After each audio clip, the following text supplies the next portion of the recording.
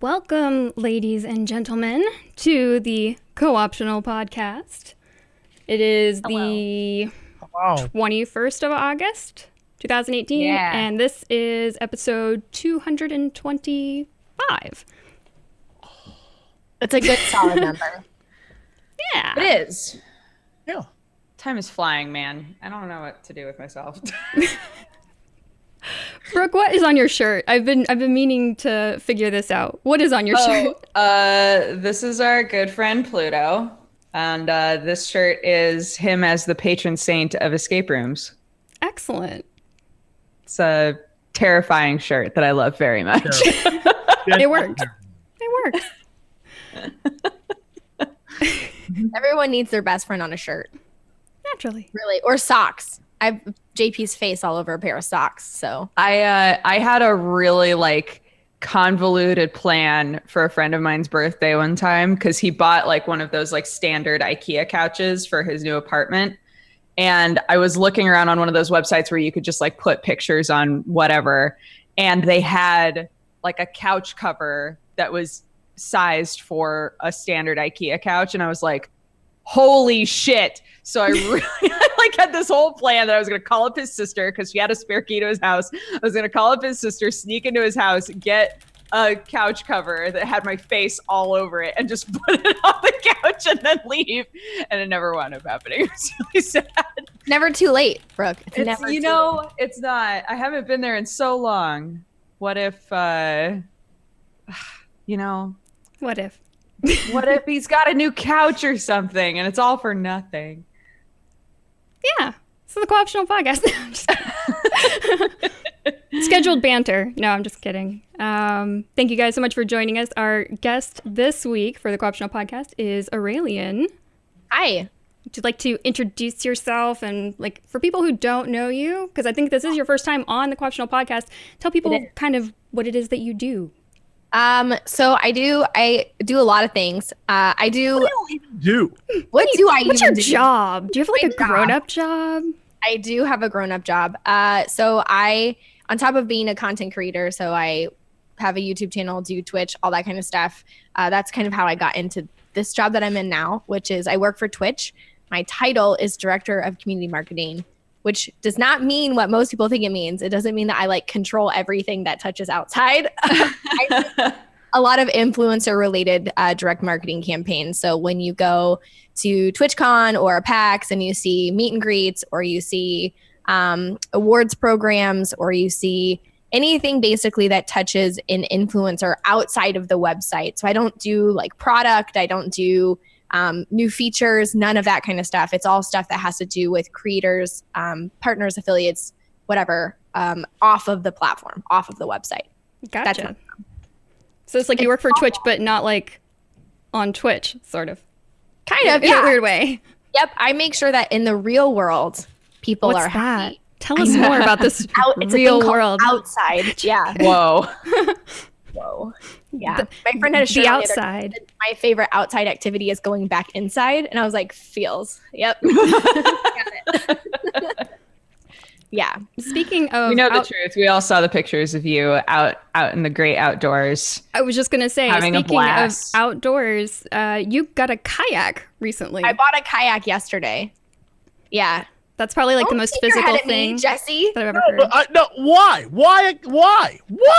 She went kayaking and she had a blast, Jesse. God. Where? Why?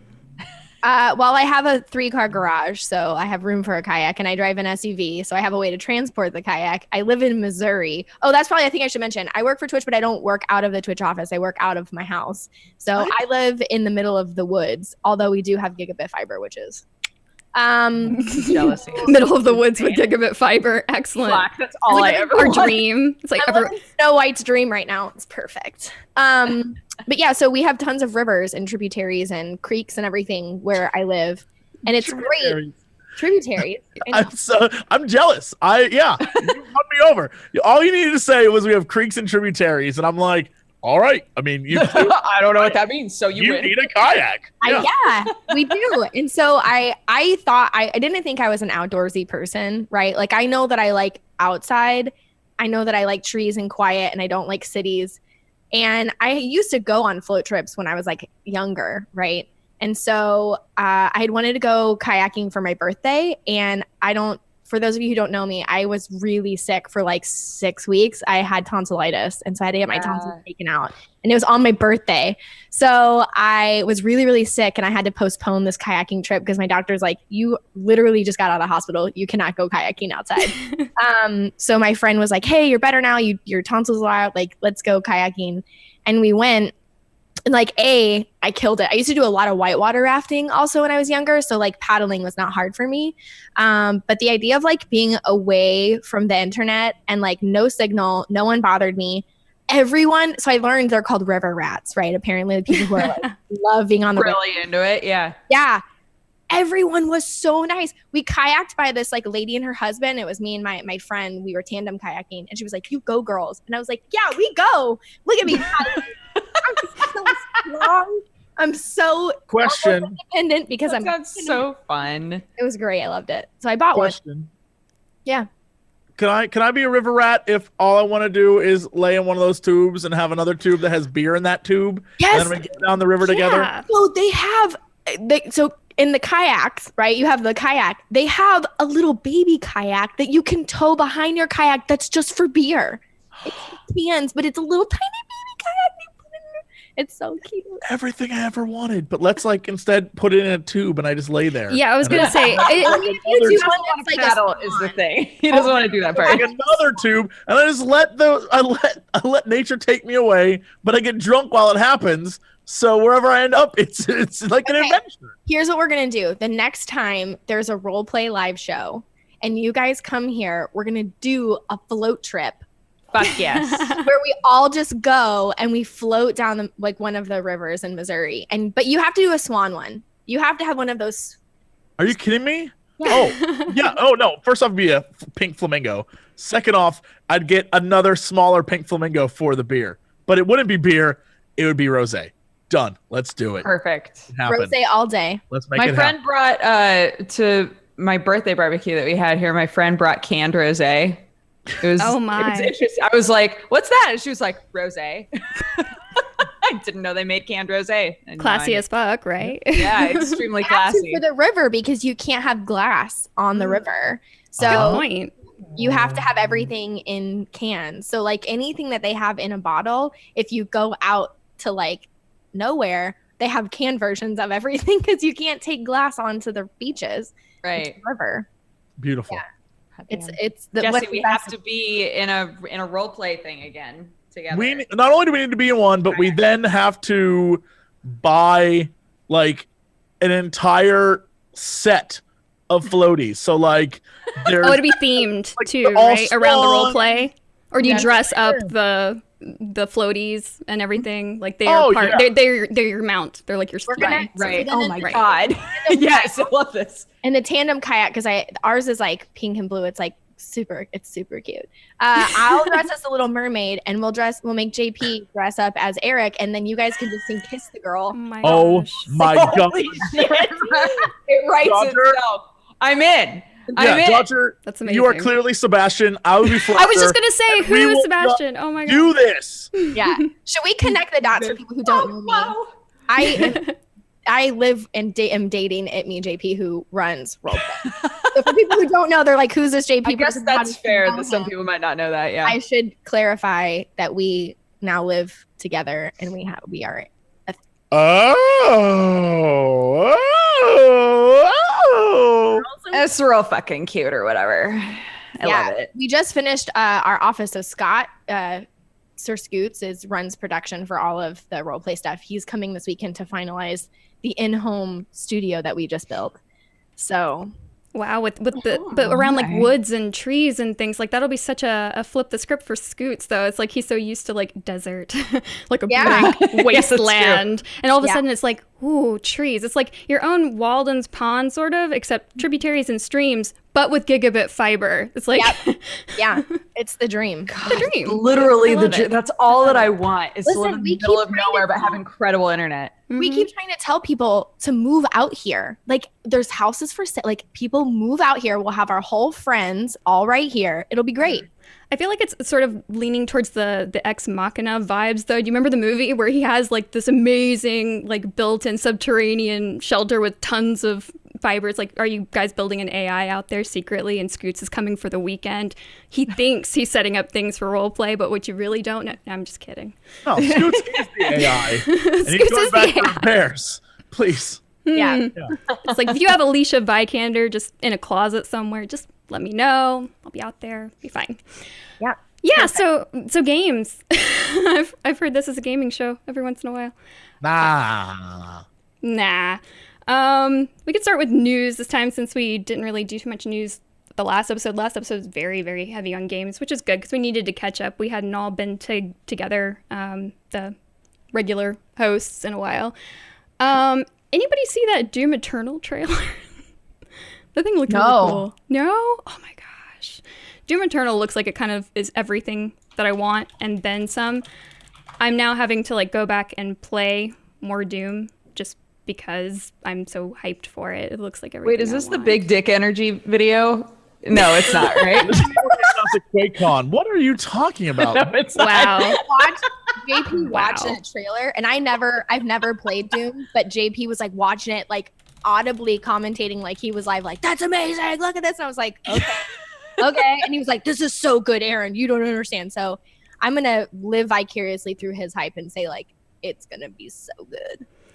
Yeah, as soon as I saw like some of the official gameplay reveal, I don't know. I love everything that I've seen so far. Like the designs, Doom is so satisfying. Like it just in general, Doom in of itself is just such a satisfying game. You go into it and you just, I don't know, it just, you feel like the biggest badass ever. And sometimes you just want to feel like a badass. I don't know. Maybe it's just me. Maybe it's just me. But it is. This is the big dick energy. I put it on just because of the comment. Because of the comment. Literally, Doom guy just like walking through, and everybody's like, "Oh fuck!" Right? Somebody just clipped the beginning of this video and was like, "This is actual big dick energy, though," because he like walks through. He's not aggressive with anyone. If anything, he's like extremely gentle, but everybody's still like. Like, I don't want anything to do with you. It's incredible. It's incredible. Go watch this video. It's so good. If anything, he's extremely gentle. There's a part where there's a dude who's like sitting there with a gun, and he like reaches out and just like picks up what she's doing right now looks gentle at all. It's amazing. It's so good. This is exactly the part that I was watching JP watch. This part of the video. It's just like, the drool coming out of one corner of the mouth. Yeah, I was that way. I never played a Doom game, and so I was like, I mean, it kind of looks like a almost okay Gears of War, and he was like, that is blasphemy. That is blasphemy. I love Gears of War, though. I love Gears of War. Wow. Yeah. But so Doom Eternal, the gentle game. That's their new tagline. When he's extremely gentle. Extremely gentle. When he's interacting with humans, he has no reason to be aggressive. He's seen some shit. Literally in a constant state of just like numbness. It's incredible. It's a gentle game. Yeah. Yeah. Excellent. But yeah, so for a lot of people saw the gameplay reveal, and the internet was kind of blowing up about it, and they were upset that we didn't talk about it last week. It's like, yeah, I did see it, but there's not really a whole lot I can comment on besides, yes, it looks awesome. Yes, I want it now. And yes, I'm going to go back and play more Doom 2016 just so that way I can re-hype myself for Doom Eternal. Yeah. Sure. So yeah, that Doom news. Yeah. Sometimes we talk about video games. Oh, this I thought was kind of fun. So for the first time, the Asian Games, which is kind of like the Olympics, sort of in a way, is actually having computer competition, so esports like League of Legends and StarCraft, alongside all of their physical sports, and it's caused a lot of people think it's like a precursor to the actual doing it in the Olympics itself. And so, what do you guys feel about that? Because there are some athletes who are obviously physical athletes, I guess. I don't know how you want to phrase that without saying because. Someone take over. You know what I'm trying to say. Like, what do you guys feel about that? I mean, should it be at that same level as far as you're cycling? You're an Olympic cycler, Olympic swimmer, Olympic StarCraft 2 player. What are your thoughts? Talk to me, Jesse Cox. Maybe I'm old, Jesse. Maybe I am old, but I don't think we'll see that in the Olympics for a long time. The Olympics are about country-based competition, right? And so the idea is that you would have many competing countries in said events, and I think running, jumping, swimming, all that stuff, anyone can just like go outside and do. Right. And computer things require technology, which requires like the infrastructure and then the training and then the like maintenance. And so I don't necessarily know that much of the world can jump on that anytime soon. But when it comes down to like the competitive nature of esports, it's like I'm not. That's not a concern for me. I imagine that eventually one day it will be. I just think infrastructure wise at the moment, like I don't expect that to happen anytime soon on an Olympic level, at least. I would agree a little bit with you because I think that there's an article I just pulled up that says that the Olympic viewer rates are down 6% from the same point in 2014. So they know that the next generation of people are not as physically inclined. Like that isn't what they're all about. Have they been watching our streams? Yeah. So, and that's, I think, the thing, right, is that like if they want the next generation of people to be interested in the Olympics, there has to be some kind of crossover event so that they can continue to have ratings and pay for it and participate in it. You have all these countries who are building stadiums for the Olympics, and then the countries can't do anything with them, right? So they have to have a way to get people there to watch what they're doing. And they know that esports are the next one. And the Overwatch League was the first one to make a geographically based esports organization. So we're already headed in that direction. It may not be in 4 years or 8 years, but I think in a relatively soon amount of time, you will start to see it because they're going to need it to continue cashing that in. And I think countries who will do that. But the inherent problem is that basketball, baseball, track and field, ice skating, all of those are concepts, not a specific thing. Esports is based around like we would have to license Overwatch or we would have to license League of Legends. Shit that would like I don't know how that would work. The amount of time and energy that would have to go into, and then the idea that okay, Overwatch is the game this year maybe, or because over time people aren't going to want to watch Overwatch 30 years from now. God bless Kaplan, but I don't think that's going to be the case.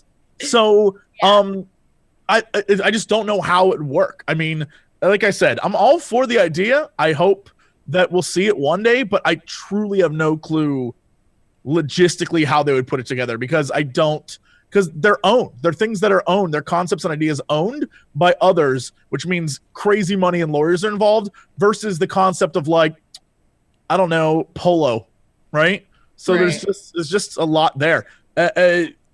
Chess is a game people have been trying to get in the Olympics for a long time. And chess is just like an ephemeral thing. Like no one owns chess, but even then they're like a lot of problems there we got to work with, and it's a mind game. And I'd watch a chess match. That'd be crazy. For sure. I would totally watch chess in the Olympics. I watch the hell out of that. Yeah. Wasn't there a Twitch channel where they were playing, you can watch like the chess Olympics, and then like they were giving you stats over like poker, where it would be like the percentage of a win based on this move is blah, blah, blah. There was like a whole chess thing on Twitch, and I forget the name of it, but like you can watch people play chess and then look at the percentage of wins and stuff. And it explains why they moved X where. Because for people like me, I'm like, I don't, looks like checkers. You hop, what do you do? Everyone needs like an old Filipino man to teach them. Shout out to Mr. Piemonte. Every day after school, he beat my ass in chess every day. I was really confused on that analogy for a second. I was like, Yeah, everyone needs like an old Mr. Piemonte to teach Mr. them. Piemonte, yeah. Yeah, everyone needs a Mr. Piemonte, an old science teacher, to just beat their ass in chess every day after school. That's what we did instead of grading your papers, students. Fine. It's like that's what we do with our time. Yeah. I like it. Yeah, the some of the games that are happening at the Asian Games, and the way they kind of broke things up is a bit odd too. So they are kind of making it sort of like Olympics. Instead of individual countries, though, they're sort of more like regions. So they have like East Asia, South Asia, Southeast Asia, Central Asia, West Asia, and then the host country. So they're doing like League of Legends, Pro Evolution Soccer, Arena of Valor, StarCraft 2, Hearthstone. I thought that was an odd choice. And Clash Royale. But mobile gaming's really huge in Asia, so it's Yeah, that's true. a mobile game, so that would make sense. I just found it interesting. And then there's this quote by Scott McCrory, who is an Australian gold medalist in cycling, and he's now a sports broadcaster. His quote on this whole thing was, "It's like saying let's have a competition with the best accountants on the planet." That was the. I mean, you can tell that he doesn't. They probably do that, don't they? They have hacker competitions. You would think so, yeah. I would imagine. It's like, Oh my God. I want to watch an accounting competition. I want to watch them like sweat bullets and be like, oh man, is this expendable? I mean, I feel like Balance the books of this giant corporation. Whoever does it the fastest wins. I think when people say stuff like that, I think it's very obvious they don't get it. They don't understand. They've never experienced it. And usually what will happen, be it they truly convert or they see the writing on the wall and they're like, money's involved, so yeah, I get it now. Whatever the case may be, usually the people who are like, this is dumb, I don't get this, this is stupid, eventually are like, oh, that was cool, all right, I get it now. Because it to me, there's truly no difference between the audiences of someone watching an esport and someone watching football on a Sunday. right. The only difference is, and many times it's not the difference anymore. The only difference is you're watching on like a computer monitor versus a TV. But now people are watching on TV, so there's no difference. It's you're sitting there, and if you had a camera pointing at the audience of people watching football versus people watching an esport, it'd be the exact same reactions and the exact same just like dumbfounded look, except with less commercials on esports. Really, truly, at the end of the day. Agreed.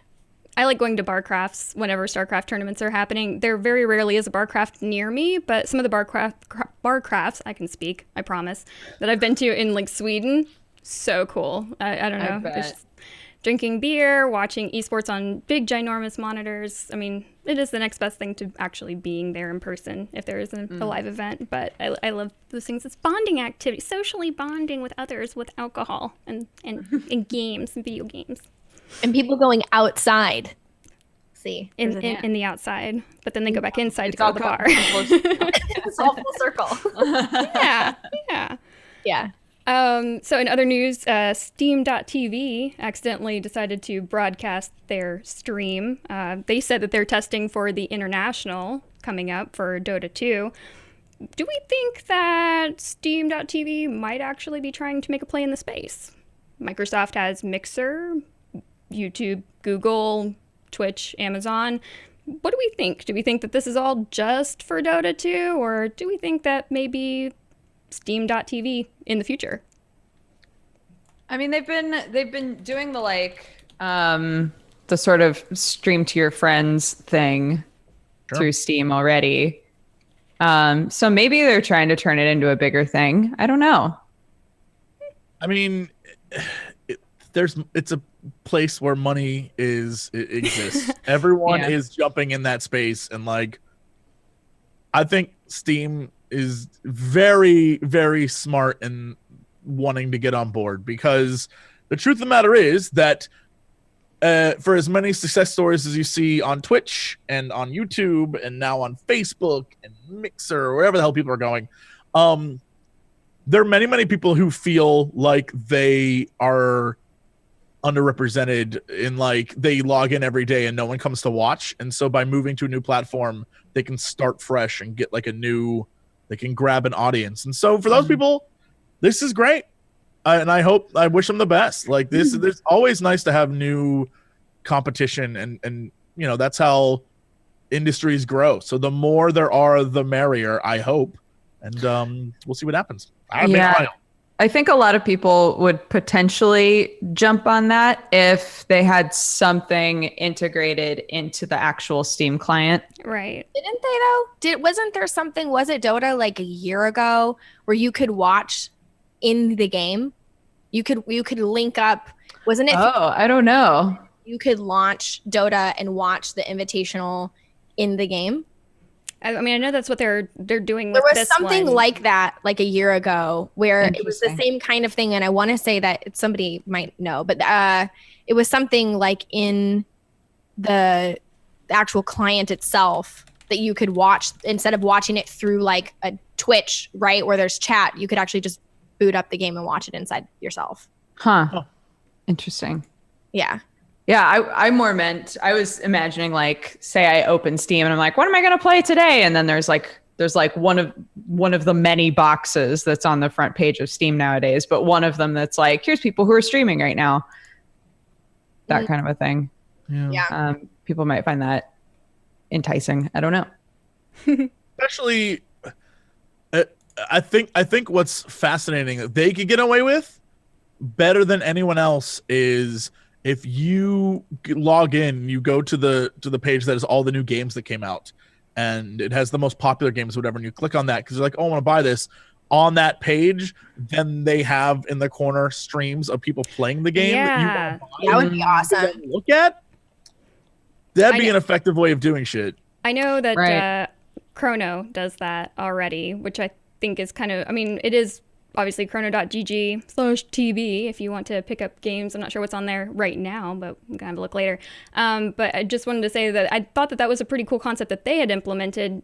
Whenever I go to the page, if someone is actively streaming it, it'll already pop below. So if it is a game that is a bit more obscure that I haven't checked out yet, stream right there and just being able to watch it's really cool. I know Valve very much enjoy making money. I'm sure they would very much enjoy continuing to make money since they don't really develop that many games anymore. Half-Life when. But yeah, I thought it was interesting. I know that the interface for the Steam.tv looked very, very bare bones, but it's not obviously something they could. I mean, it is something they obviously could expand upon. And I am curious how that would work together with, like, for example, your friends list, or if you had a curation account for people who are influencers, what kinds of things would you be able to tie into that? What kind of moderation would there be? There's definitely is room in the space to grow. I just thought that when they had accidentally released that stream, maybe it was just a little bit of a taste. I mean, obviously it's for the invitational. They've already explained it, but it kind of put the idea in my head. It's like, is this maybe where things are going? I mean, it's a bit closer now that we have Twitch obviously having games via its own Twitch desktop app platform. Right. You know, why not kind of take it back with a lot of people purchasing games on Steam, being able to do everything there. A lot of people are very Steam loyal, I guess. I kind of I don't really care where I can purchase a game as long as I'm like getting the best deal, or if I'm getting it, you know. I don't know. I don't really like Origin. I'll put my bias out there. I don't really like the Origin platform too much. It makes me cringe inside when I have to install it for any particular reason, but most of I the haven't games had are a on problem with it in the last few years, but Jesse and I had problems with it At the beginning, consistently a while back. Yeah. The SimCity launch. The SimCity launch did it for me. I was just like, never again. Just never again. It's never happening. Do you think people when they're, and I guess this doesn't really apply to Dota, but like, for example, when Jesse's talking about people going to Steam, right? And if someone's like, hey, what's this game? And they click, do you think that so like for me, if I don't know what a game is, I'm going to go to Steam and watch a trailer. If I want to like actually see if I think people like the game, I'm going to look for it in a directory on Twitch because I like want to see how people's reviews are and like if they're having fun and whatever. Do you think that that's already ingrained in user behavior to go to like their, whether it's YouTube or Twitch or Mixer, right? Wherever they watch streaming content. Have we like trained people? Is it too late to train them to be like, oh no, but like now Steam will let you do all of it in one place, right?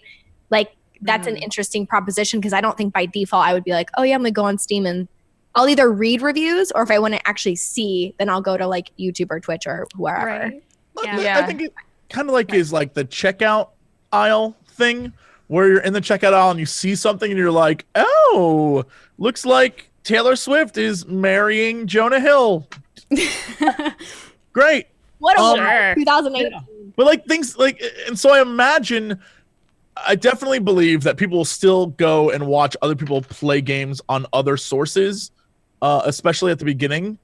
But I think something that will happen is people will go to check out a game and then they'll see a stream and then they'll just be like, it's one of those gotcha moments that I think Steam can do because they have the platform to do it, because there's so many eyes who use what are the numbers on I would love to know the numbers on Steam users versus Twitch watchers or Mixer, well I guess not Mixer, but like Facebook watchers or YouTube, like all those things. How many people just play games and don't actually watch videos online? Yeah. And if that would then lure those people in to watch those streams that they offer on their platform. I just don't know the numbers, but I feel like there's something there, right? If you look at it like right now, their peak users in the like, and then again, this is the last 48 hours, was 14 million. And so Twitch, I think, it's like 20 million unique, but it's 200 million monthly. So like, it's probably pretty comparable. Those are all public numbers. You can look them up in the Twitch yearly review. I did not just spoil it for anyone. No. They're all publicly available. But yeah, it's probably pretty comparable, but then you have to reduce the number of crossover, right? Like you have to look at how many of the people that are on Steam that are like me or you or any of us that use both, right? So like unique, how many more does one have over the other? And I don't know that one. Yeah, but I feel like there's obviously a crossover between all of it. Sure. But I wonder what the number of people who don't just go watch videos, but people who would be like, oh, I want to see what this person's doing, or this person likes it, or maybe they log on to that page first. And you know what? I keep thinking of the opposite, not, oh, I want to see if someone likes this, but I want to see if this game sucks. And I feel like a great example would be like everyone, this past week and a half, everyone that I've talked to have been like, I've been really excited for We Happy Few. Is it good? Man. And I was like, well, if you watch streams, you watch videos, you know, a lot of people were disappointed. And so I think that if you had gone to buy it and then you saw a video, you're like, well, let me see what this is like. And you saw videos, it might dissuade you from purchasing. I have no clue. I don't know. Go ahead. I was just saying, it's interesting you say We Happy Few, because that was a game I was really excited about playing for a really long time. And so when I'm super excited about a game, I do not let anybody's hype train ruin it for me. So I won't read reviews. I won't watch trailers. I won't watch play. Like I go in completely Totally blind. other than the thing. And so a lot of people have been like, oh, I tried it during the demo and I hated it. And I was like, oh, okay. And I tried it and I loved it. Like, so much. I got into the first act. I loved the game. I got into the second act and I was like, if the second act is what everyone played, I get why they don't like it. Like I haven't gone back to it because so much that I don't want to play the second act to get to the third one. Like I just don't want to anymore. So like, I don't know what everybody watched in their original playthroughs, but the reviews on it that I had heard a lot of other content creators like, I don't know. I like wasn't a big fan. I freaking loved it. I would go back and play Act 1 over and over and over again. And they have a creative, like a sandbox version coming, which I'm super excited about. But the second act, if that's what everybody played, nah, son. One thing I think would be pretty neat if Steam were to integrate something like, you know, being able to view a stream. If you think about games like No Man's Sky, for example, that obviously got very hammered very early on. It wasn't what we all thought it was going to be. But since the next update has kind of flipped around, a lot of people are enjoying it for what it is. If you were to actually have the stream there available instead of, you know, some of just the canned videos initially, I don't know, would it possibly change your mind about video games that came out and initially got a really bad rap but have since been updated? Would you be able to like watch the stream, see that X and Y person are enjoying the game? Would it change your mind? But it's the amount of time that it takes to consume the content to get to that point, right? Like if I'm not sure if I want to buy a game, I'm going to read the reviews and look at scenes that say like, most people rate it this. And then I go like, okay, I will be a sheep and I will agree with that and I will purchase this game, right? But if I'm really on the fence, I don't want to sit down and watch somebody's 4-hour playthrough. Right, like I want to get the information, I want to be done. But that's not everybody, right? Like some people that way. For me, I've realized a lot of what I use Steam reviews for in that sort of a scenario is amount of time played. So I'll like go down and look at the most recent reviews where people are like, oh, I played the whole thing and here's how I felt about it. And I'll see how much time they put into it. And then I'll try to like sort of gauge for myself, you know, like if they're like, yeah, it was pretty good, but it took them, 30 hours to get through the whole thing. I'm like, I don't know if pretty good is worth 30 hours of my time, right? Like I try to sort of gauge that way if I'm on the fence about a game.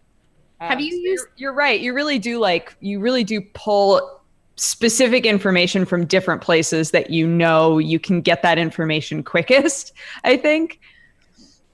Have you used howlongtobeat.com? Yes, I have. Yeah. I have not actually. The most recent, great. like when a game has just come out, it's not useful. But if a game has been out for a little bit, it's more useful because you have to wait for a bunch of people to beat it so that there's actually an average time on there. I figured you just ask Gerard, be like, hey. No, never ask him that. You beat this already, right? Never ask him that information. I know. It's always too many side quests. But actually, if you go on that website, what it does do is it gives you that information as well. So it gives you the like average time people beat it in. It gives you the like completionist times. It gives you times when people who didn't even like give a shit about the story, they just plowed through it. It gives you all that information, and then it gives you sort of an average, so you can figure out where you belong or what the average of a game is. And it's super helpful on my quest to like find games that are about 8 hours long, a solid good 8-hour adventure, and I'm done. And I'm like, all right, thanks. Did it. Yeah. Nice. Mm-hmm. Life is Strange 2 trailer. Anybody catch that? Dodger, can I ask you a question? First off, no, I did catch it. It looks super interesting. I'm very interested. But when we played, this is gonna bug me because I need to go back and watch the video. When we played Captain Spirit, yes, did we hazard a guess that it wasn't ever about the Captain Spirit boy, or were we just like at the end? What? Because the reveal is a very the reveal of the characters in this game in Life is Strange 2 is very obvious once you play the little prequel adventure they had. But like I don't know, it didn't cross my mind at all that those were the characters. Do you remember when we were playing? We were the only guesses that we were like going back and forth between were, are we going to see this kid as an adult? Or are we going to continue to see this kid as a kid?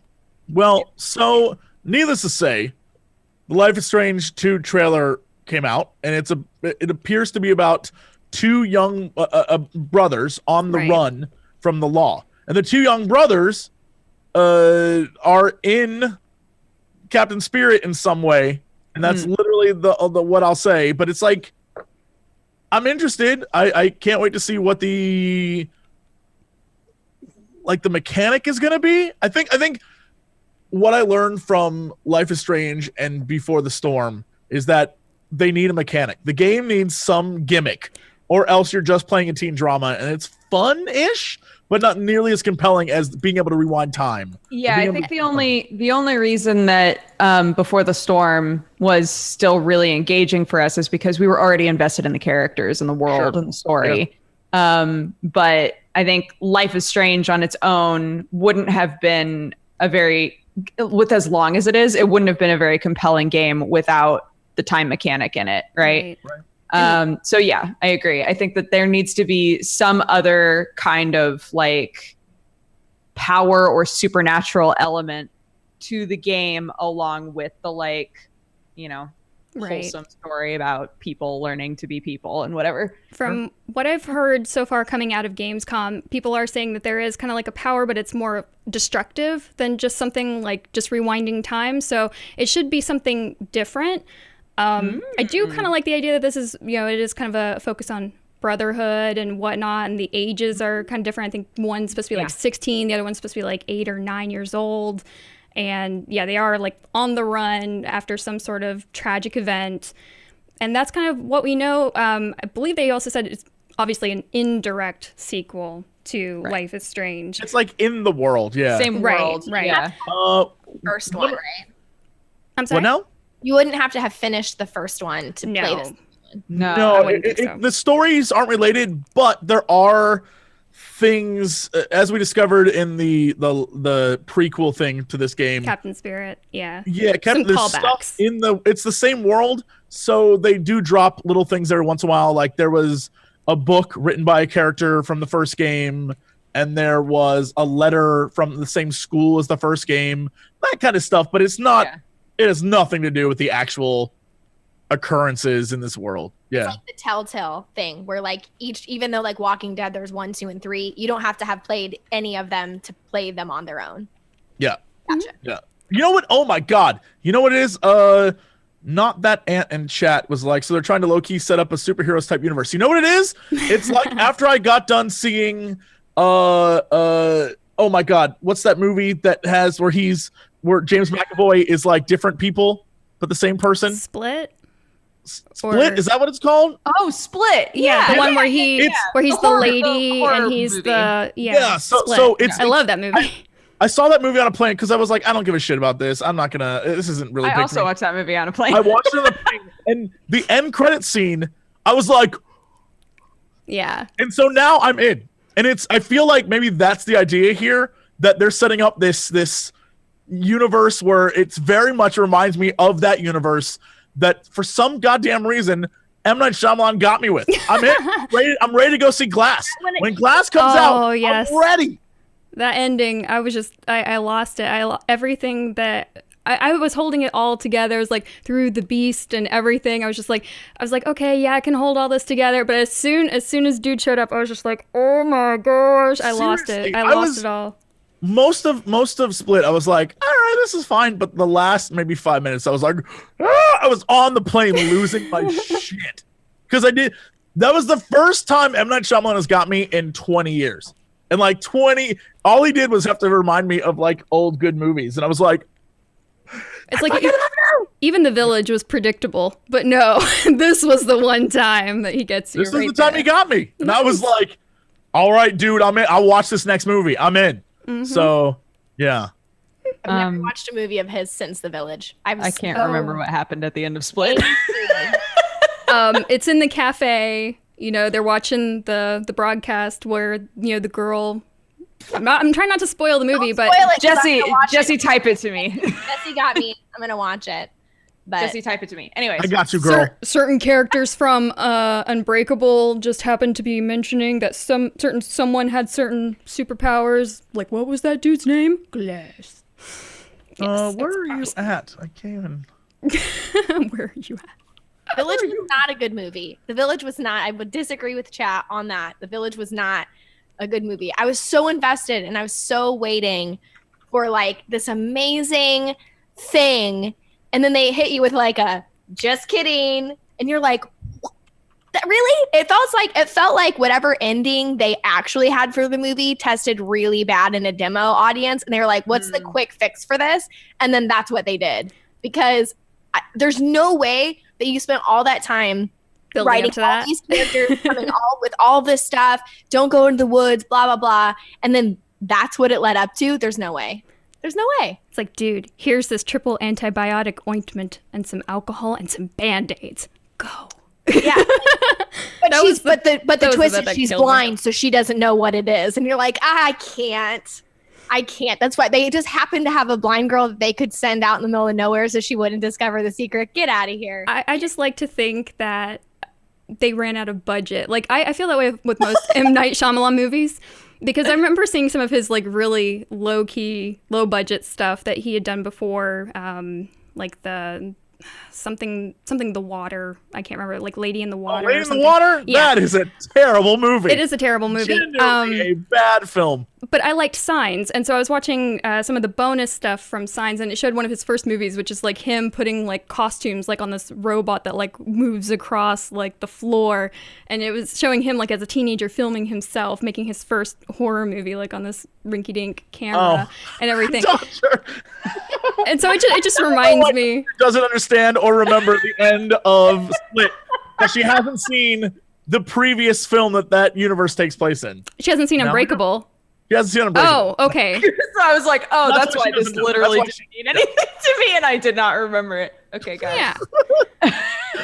Keep going. Sorry. No, you're fine. But I like to think that M. Night Shyamalan just runs out of money like halfway through, and then has to come out with this really creative cardboard way of finishing the movie. He's like the anime of movie producers. Yeah. About halfway through, the story pitters out, and then there's about 10 more episodes you have to watch. Yeah. Japan, okay. what? The movie that made me feel the way that Aaron was describing was the Cloverfield Lane movie. Oh, yeah. Where like it made sense, and then felt like it had an ending for a totally different movie tacked onto the end, and I was like, Yeah. Yeah. No, that's I totally agree. fuck? It's an incredible film with a terrible ending. It is to gamify this, it's like Final Fantasy VIII. It's an incredible game with a fourth disc that's not needed. Right. Anyone who's ever Very played true. Final Fantasy VIII, you're like, this is great. I can't wait to see what this fourth disc is. You put it in, it's maybe like 2 hours of content, and it's nonsense. You're like, what the fuck just happened? Yeah, it is. When people say that, sorry guys, when people say that Final Fantasy VIII is their favorite Final Fantasy, I'm always like, why? Like maybe the first What do you two mean? discs, and then after that, it gets a bit, I don't know. It should have ended after letdown they went to is weird. space. That was an amazing, like, For anybody who hasn't played that game, they're like, they go to space, I guess. yeah, it should have ended when they went to space. It's and like that's it. Ragnarok, boom, and that's it. Bye. It's And like there's so much to love about that game, and the first and second disc are like a beautiful love story, like just a great game, and then they're like time witches. It's like, oh, all right, fuck it, whatever. Fucking time witches, here we go. I also felt like the sub story or the secondary story that was going on with, I can't remember his name, like Laguna or whatever, the other dudes, the three Oh, people. the dude who like do. Yeah, those dudes. It's just like, I know it's that like, was song. that such an afterthought? It's like, was this supposed to be a completely different game? It's like, were you trying to make 9? You already had some ideas about 9, but then you guys decided to take it way back with 9. So you just decided to mash those two realities together. It's like, next time on the main story, and then next time on the secondary story. I know they all kind of come together in the end, but it seemed like such an afterthought. It was just a bit weird. Meanwhile, yeah, Final Fantasy 9 is a masterpiece nobody appreciates. It's I so appreciate it. I appreciate good. Go play Final Fantasy 9. It'll You can knock play it on your your phone. balls off. it. Yeah. Do it. Final Fantasy 9 is pretty awesome. But I liked the system, like really taking it back after Final Fantasy 8 and its system. I don't know, but then again, I'm Final Fantasy 7 Materia System for life person. So, Let me tell you about Espers. Let me tell you about Final Fantasy. oh man, Everyone here we go. can learn everything. Give it to them, and then oh my god, there's like 40 of them, 50 of those little bastards. Let me tell you about Final Fantasy 6, the greatest game ever made. I have a commissioned article that says all the information I need. Oh A man, commissioned article. Yes, I helped fund a Kickstarter to prove that Final Fantasy 6 is the greatest game of all time. I have a 230-page PDF with all the information.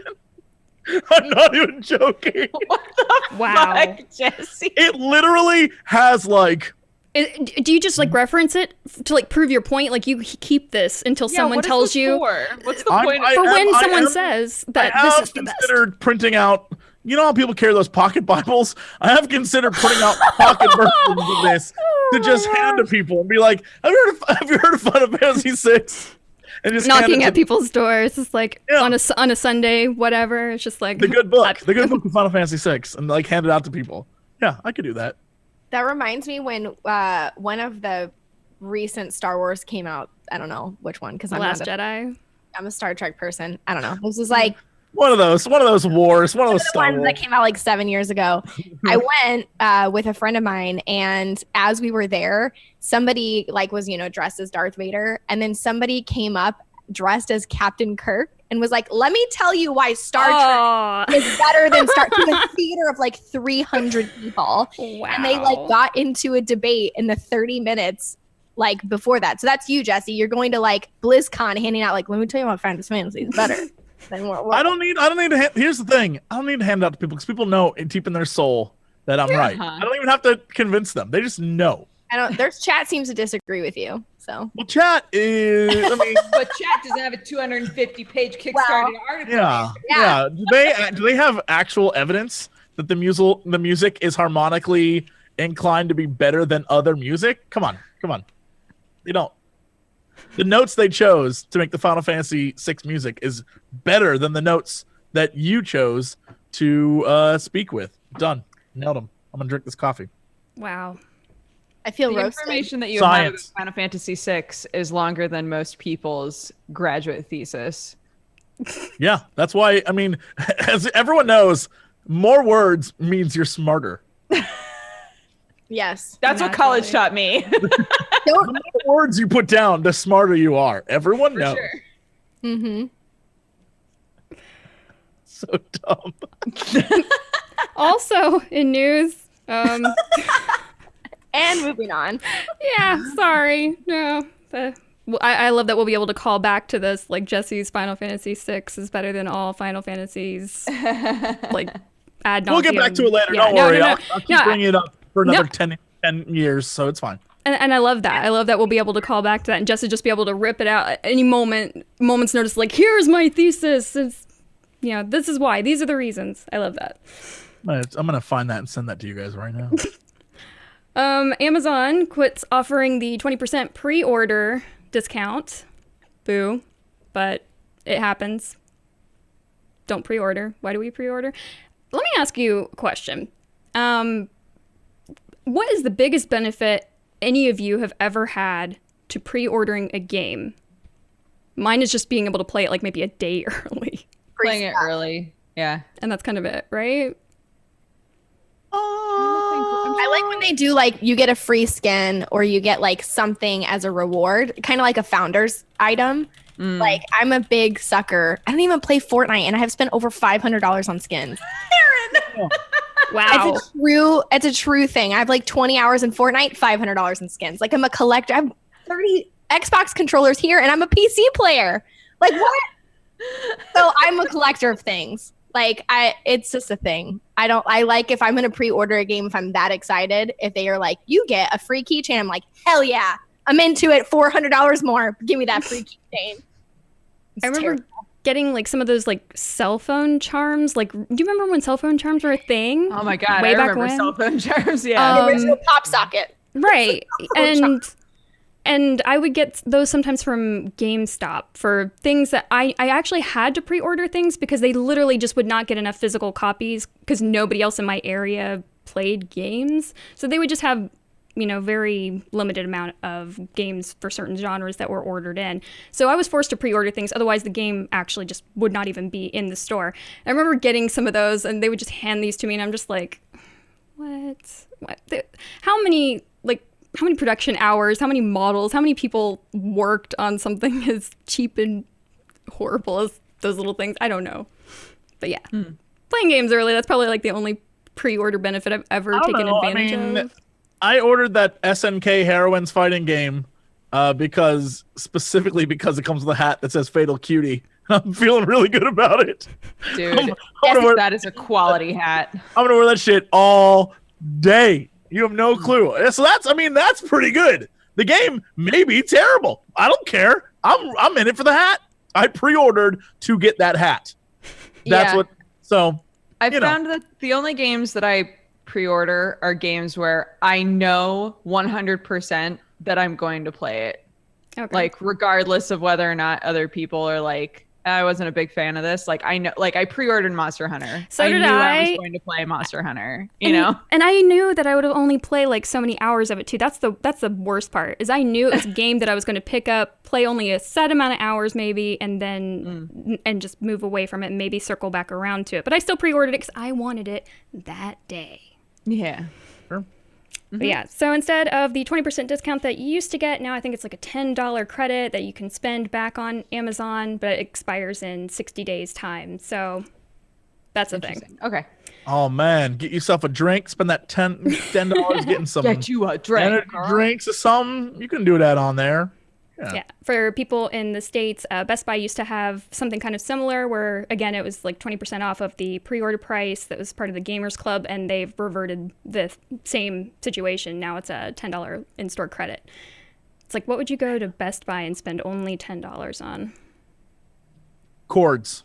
Ethernet cords. Mentos. Oh and my God. Sam and I literally had to have a conversation because I just got fed up and put all of our electronics in a big pile in the garage. And I was like, how many of each cord, like extra, like say that everything is plugged in and everything has the cords that it needs.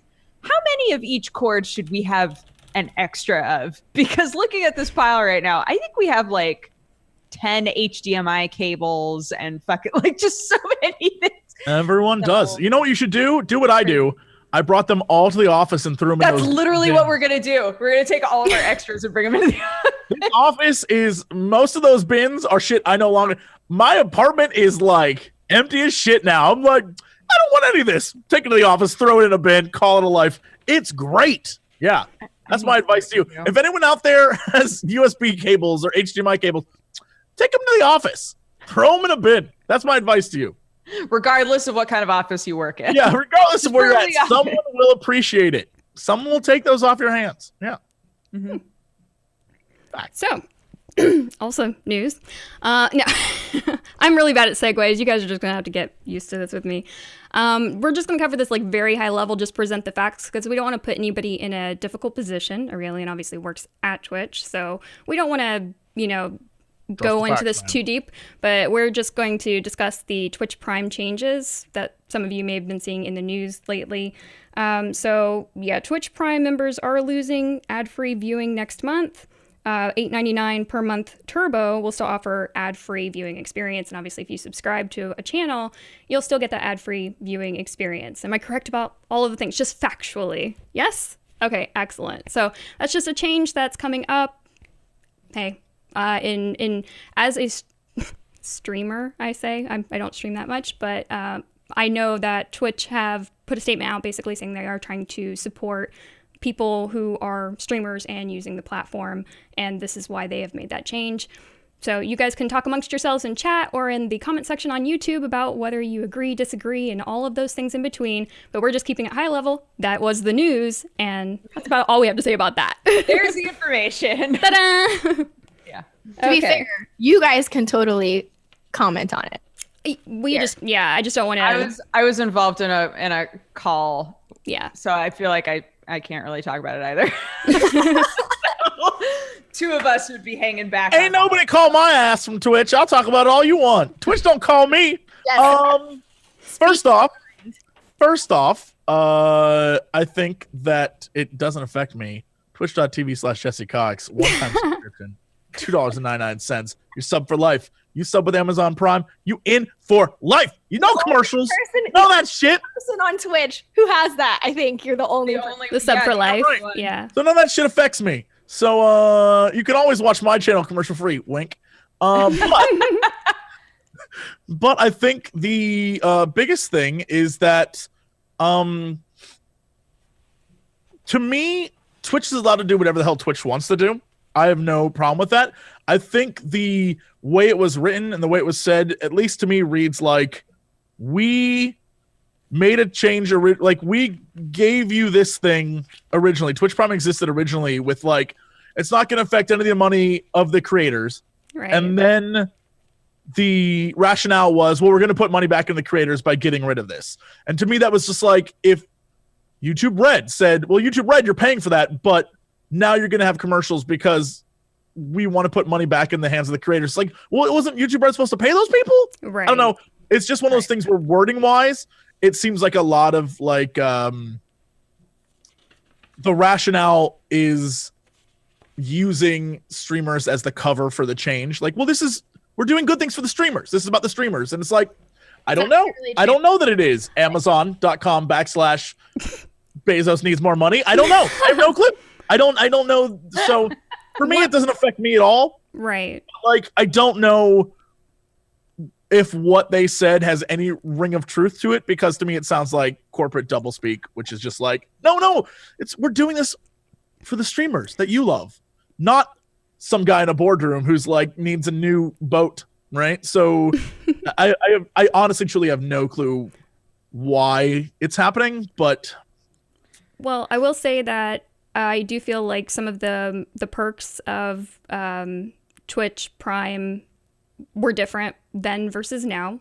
Back when it started, now we get free games and things. You know, they have their game platform built in on Twitch via the desktop app.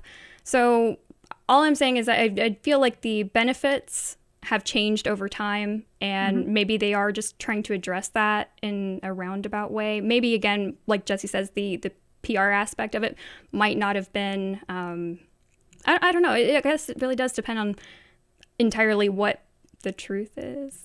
Truth versus marketing. What?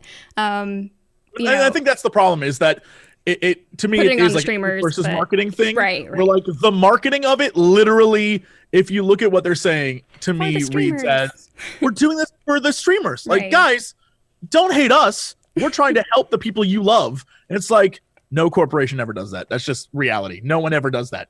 And the bigger the corporation, the less they do that. So like, just tell us why. Just give us the answer why, and we'll be cool. Like from my perspective, people can still choose when the ads run, and the content is still free, right? So I don't think that it's as big of a deal as a lot of people are making it out to be, but a lot of people were bringing up raids. That was one of the things that I saw a lot, because I was looking at social media, and a lot of the things that people were saying is raids. If I raid someone the first minute, because ads auto be an ad, right? I see an ad. Right. That was like the biggest criticism that I was seeing yesterday, and that was the defenses. A lot of people were like, "Well, I don't like ads." It was specific instances where like, and a lot of them were like things that we've heard a lot of in the past, with like the ad runs too loud, the ad is too long. Like there were things where like there were specific instances where people were saying like, these are the things that we're hoping to address, and hopefully those things do get addressed. I don't work in that department. That is not a statement. That is just a thing I observed. Yeah, automatic pre-roll ads, I can see them definitely getting in the way of shit. Yeah. I'm very curious what the overall reaction will be once it's like implemented and everyone's sort of just living in that reality. Because it may not, it may be one of those things that people don't notice a huge change. I have no clue.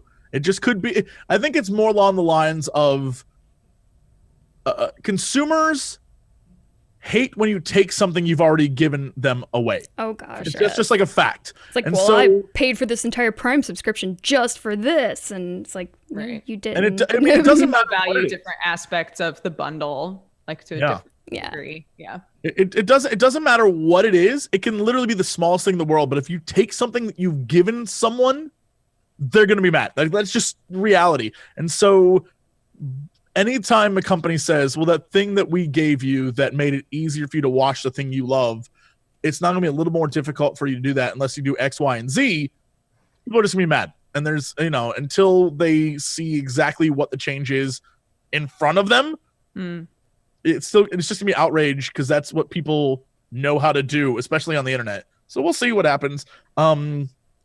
Anticipate a lot of people probably come back to using ad block, and that's the one thing that I'm concerned about with this change. Is I don't want that to be what people revert back to, because again, that would just hurt streamers in the long run. So I think, just like Jesse says, we have to kind of see how things shake out. But again, we just wanted to provide kind of a high level sort of overview. This is what's happening.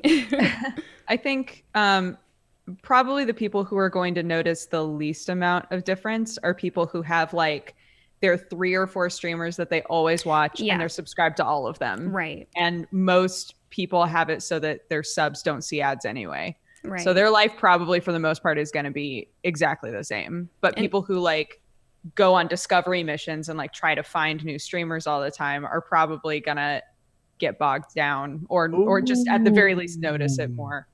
Interesting question. Point of order. Uh-oh. Your stream gets put on the front page. When someone clicks on it, is the first thing they see a commercial? It would be a pre-roll ad. Yeah. And that's automatic. So yeah, I think so.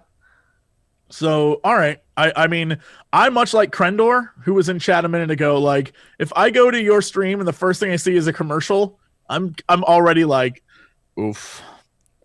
But to your question, if they were on the front page, it's not the first thing they've seen because they've already watched enough of your content to know they want to click, right? Or no? I'm not. I mean, like the thing that is, sorry, my terminology. I'm an idiot. The thing where it's like Twitch literally puts them there. The carousel, the feature, sort of. So when you would load the front page, when you click on like in the little tiny boxes, those like 5 boxes, and then there's the big box, right? Mm-hmm. So if you're in one of those boxes and somebody clicks on that box, the ad doesn't run when they click on the box to see you. If they click through to then go to your channel, that's when they'll see the ad. Gotcha. Right. Okay. All right. Yeah. Never mind then.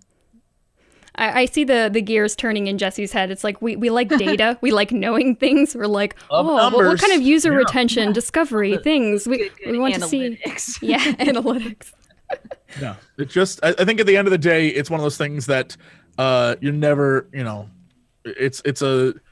I don't see a win on the consumer side, but it's one of those things that,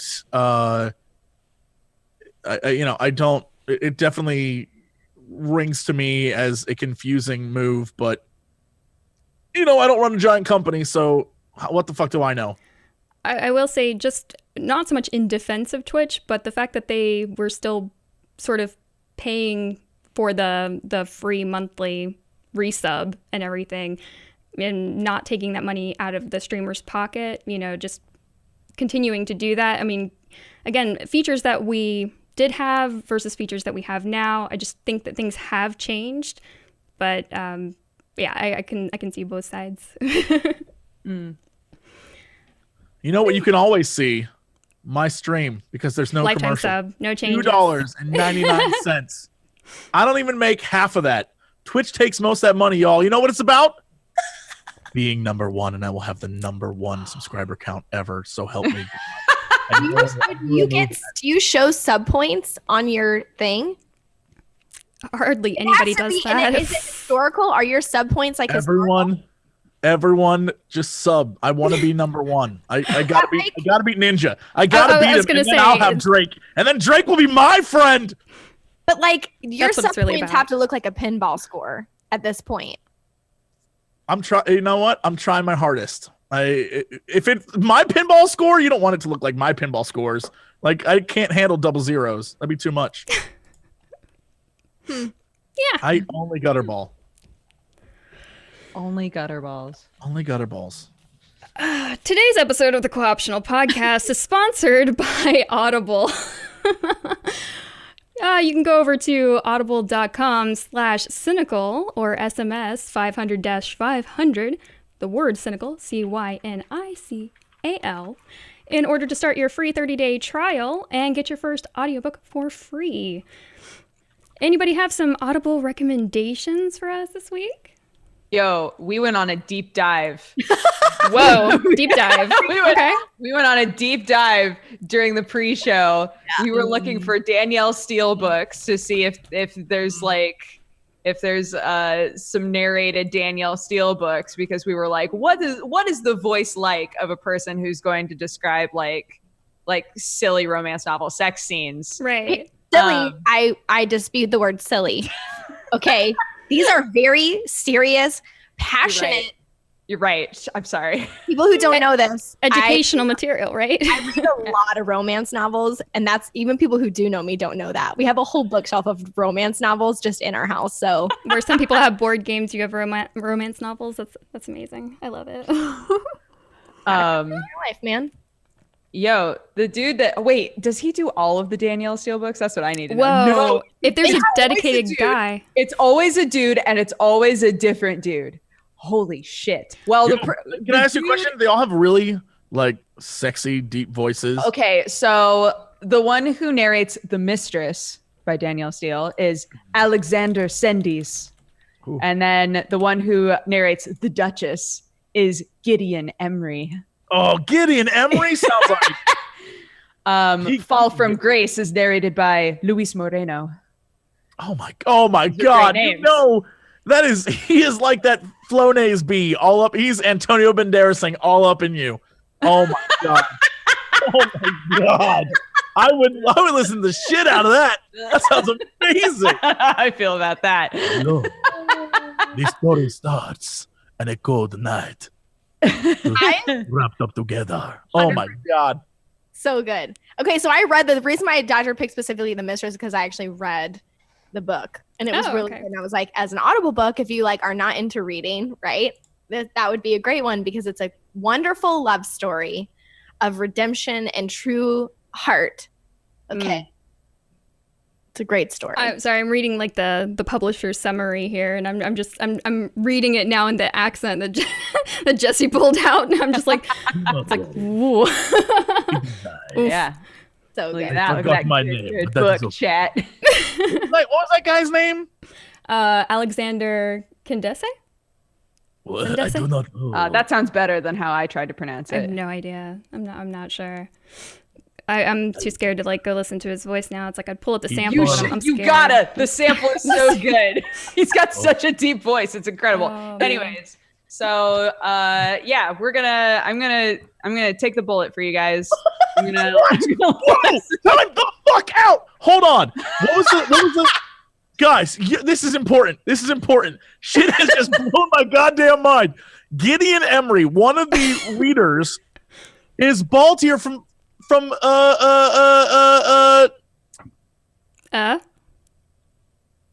my brain just died. Final Fantasy 12. Okay. What a great crossover! It all ties back. So good. Who knew we'd be here by the end of this? Full circle. It was Didn't he- meant to be. It was meant to be, really. I was gonna Oh say, my didn't he God, also do his voice is Skyrim so stuff good. too? Like, Yes, he's in Skyrim. he's in Skyrim, right? What? Yeah.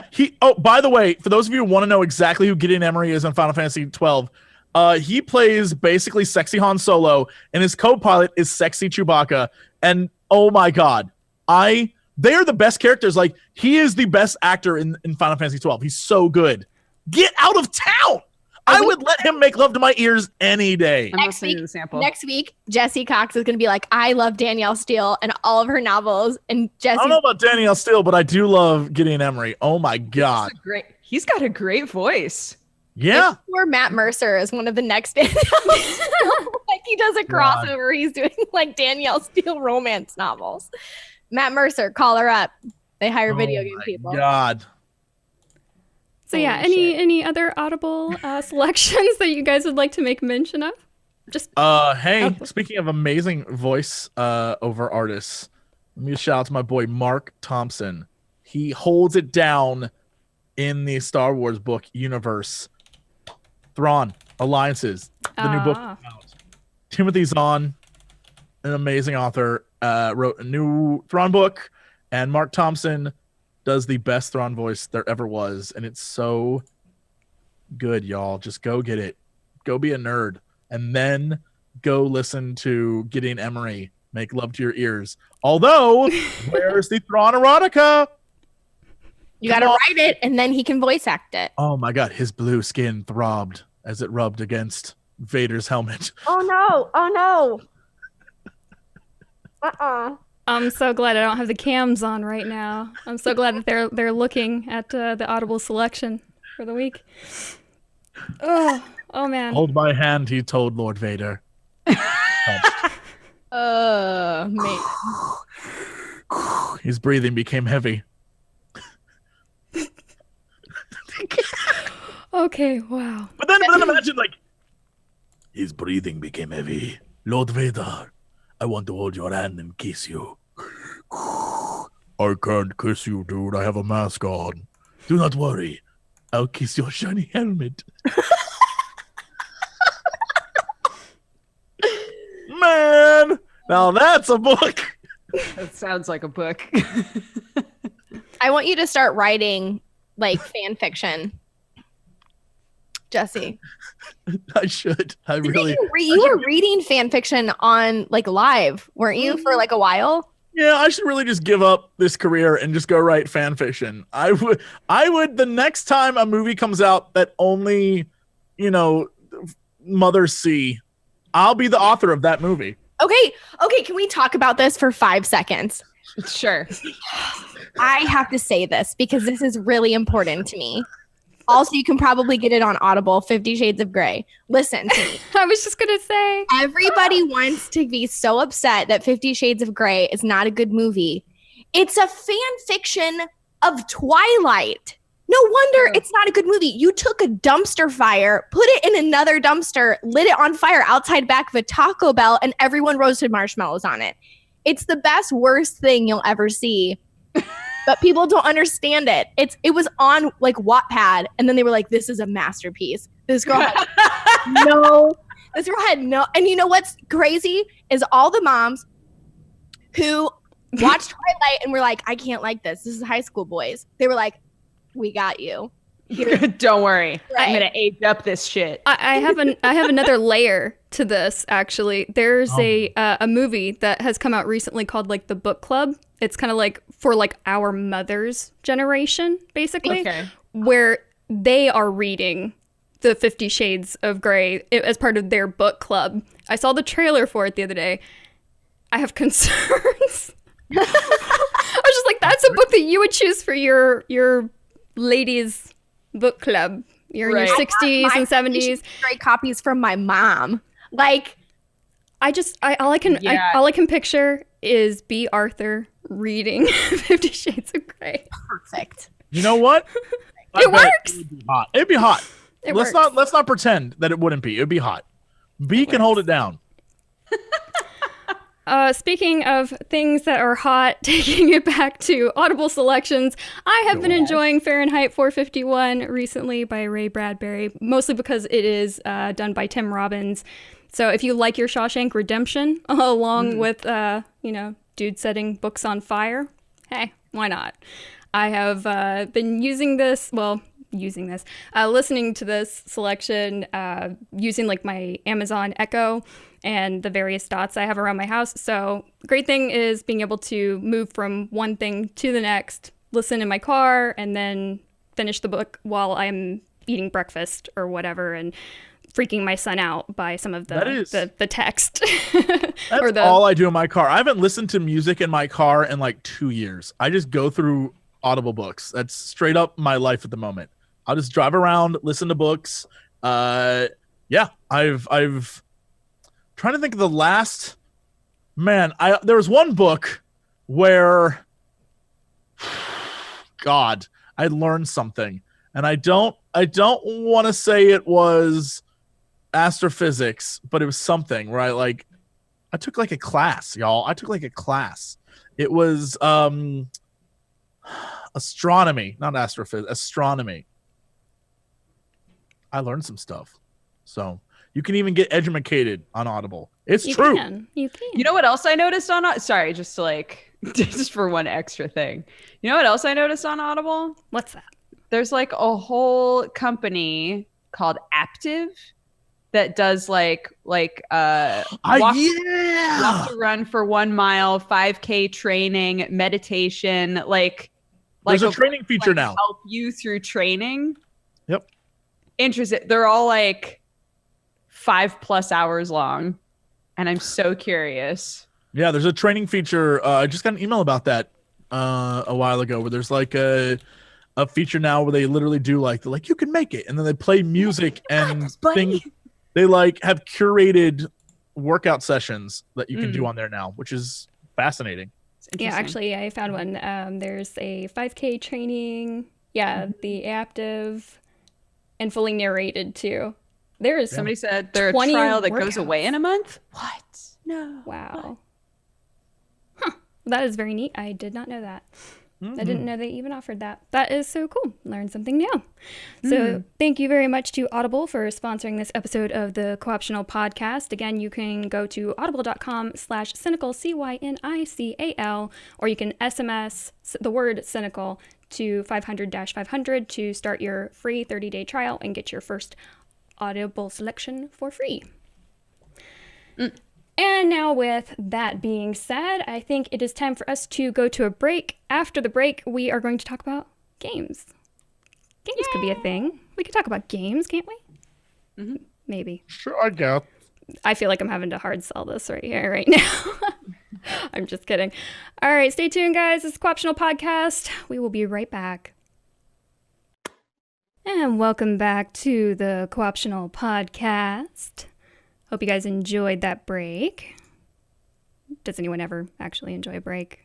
Yeah, man. Yeah. You get a snack and a drink. It's like poop. You get to stand up and recess. stretch. It's great. the recess of Twitch streaming. You get to hydrate. Hydrating is very important. So good. All right, so games. Sorry, we discovered some shit over the break that is blowing. This always happens. This always happens. I can't hear what they're talking about during the break. If it makes you feel better, I don't know what they're talking about As much. All right, lay it on me, Jesse. So here's what happens. Here's how Jesse confirmed it. So you said Tim Collins. Tim Robbins. Tim Robbins. Collins. I don't know. Listen, I'm thinking of the drink. Okay. That's a Tom Collins, sweetheart. I got there one way or the other. We'll get there. So you said it, and I was like, oh man, that was that actor who was in this video game that I totally forgot about that I played when I was 9 years old. Okay. And I was like, dude, what? And then it was driving me nuts because I couldn't remember who the actor was. It was Tim Curry. Okay. Oh, I love Tim Curry. And Tim Curry was in a video game in 1995 called Through the Eyes of the Monster. It's a Frankenstein game where he is an actor, and it's him as a video. So he's it's walking like old school FMV stuff. old school stuff. But not.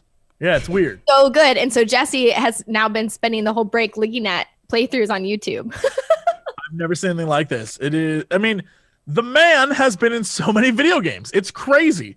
Tim Curry's lent his voice to so many Frankenstein, and he is Dr. Frankenstein. I can't even. I need to find this. It's such a good game. I played that game for hours and hours. We were one of the first people. Somebody in chat was like, what was that, like 5 years ago? I'm 32. We were like one of the first houses on our block to have a computer. We were the first ones to have Netscape for sure. This was one of the games that I played in 1995. And my I thought it was so scary because that Frankenstein, it was great. It would have been scary if he broke into Frankenfurter, like just split. Pff, Tim Curry, boom, do it. Been awesome. So good. Tim Curry is God. Video games. See, we stayed on track. Video games. Oh, well, no, we were talking about video games. That's talking about video games. That's a thing. Perfect. Brooke yawns. Video games. No. So yeah, what have you guys been playing lately? Anything good? Jesse Cox, I saw on Fan Friday, you were playing something that looked very like Papers, Please, but wasn't, and I'm very intrigued about said game. Yeah, it's called You want to talk about Not Tonight? Mm-hmm. So Not Tonight is a game that the premise already, I'm sure, is divisive, at least in the UK.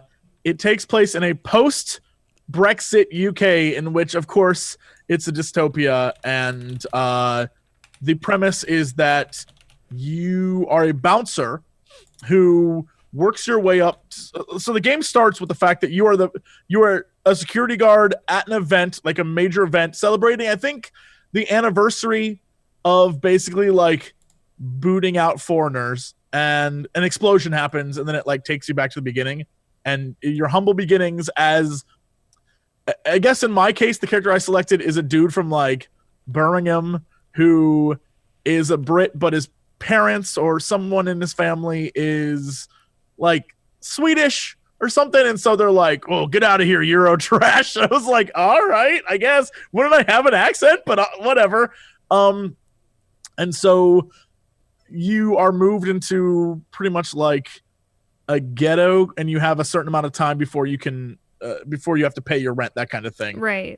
That's So so that part is very Papers, Please-ish in that's that respect. the overarching theme of the game. Right. But the day-to-day of the game is literally you are a bouncer in front of whatever job you can land that day. And you have to look at IDs, and you have to like let people in the bar, and it gets progressively harder as time goes on, right? So at first you're looking at the IDs, see if the person's over 21, or I guess in this case 18. And then you're looking at if it's a real ID or a fake ID, and then you're looking to see if the ID is expired, and then it gets more and more and more and more, and eventually looking for like Very Papers, dudes, Please. a dude's coming to your club, and he's got drugs, so you don't want to let him in, and then people can offer you money, like, look, I'll give you money if you just let me in. I'm trying to sell some shit here tonight. So me, I know how to be a bouncer. I have never been a bouncer, but I've been bounced many times. So I get the idea. I get the premise. These are the rules. 1, the more women in the club, the better. 2, bring women in the club, let them in. 3, guys alone, don't let them in the club. Those are the rules. And so that's what I did. Those and are I still was correct by today's standards, so that works. I was doing so good, man. There were only like 1 or 2 times that like someone got in because they were underage. But that's not on me. That's on them because they tried hard and I gave them credit. I was like, you know what? You're trying hard, girl. Go live your life. Get in there. Go get your drink on. She was with other people. It's fine. I'm just saying I was very good. I was doing a great job. No drugs were happening in my clubs. Nothing was going on. I was doing very, very good. And by clubs, I mean The British Museum of History. Well, it was the BM is where you start, but that gets blown up at the beginning, and then you go back a year, so you have to like get to that point where I was at the beginning of the game before I went to a place that was like a real club, but it was like a crappy club, so I don't know why I wouldn't work there. Place I really where I think I really shine is British pubs way out in the countryside that only like 3 or 4 people show up to. That's where I think I'm really good. That's where your quality. If you need me to bounce your small functions, I'm very good at that. I can, with polite old British folk, I could do that very well, I think. Yeah, I'm looking at the pub scene now at the King's Head. So yeah, that looks, that's awesome. If I did it perfectly, I would get an old disco trophy that I can stick in my house. Also, there's like a subplot where a girl shows up looking for her boyfriend who is missing. And he used to live where you live. Mm-hmm. And so I, of course, was like, no, I don't know that guy, but how you doing? And then she was just like, I'm going to go find Vladik or whatever the hell the guy's name was. Why? So that probably shows up later, and it's probably a thing. There's definitely like a dark undertone. The cop who shows up gives you a hard time because you're like Eurotrash. But again, you're like, I was born here, but okay, I guess I'm not pure British enough, I guess is the point they're making.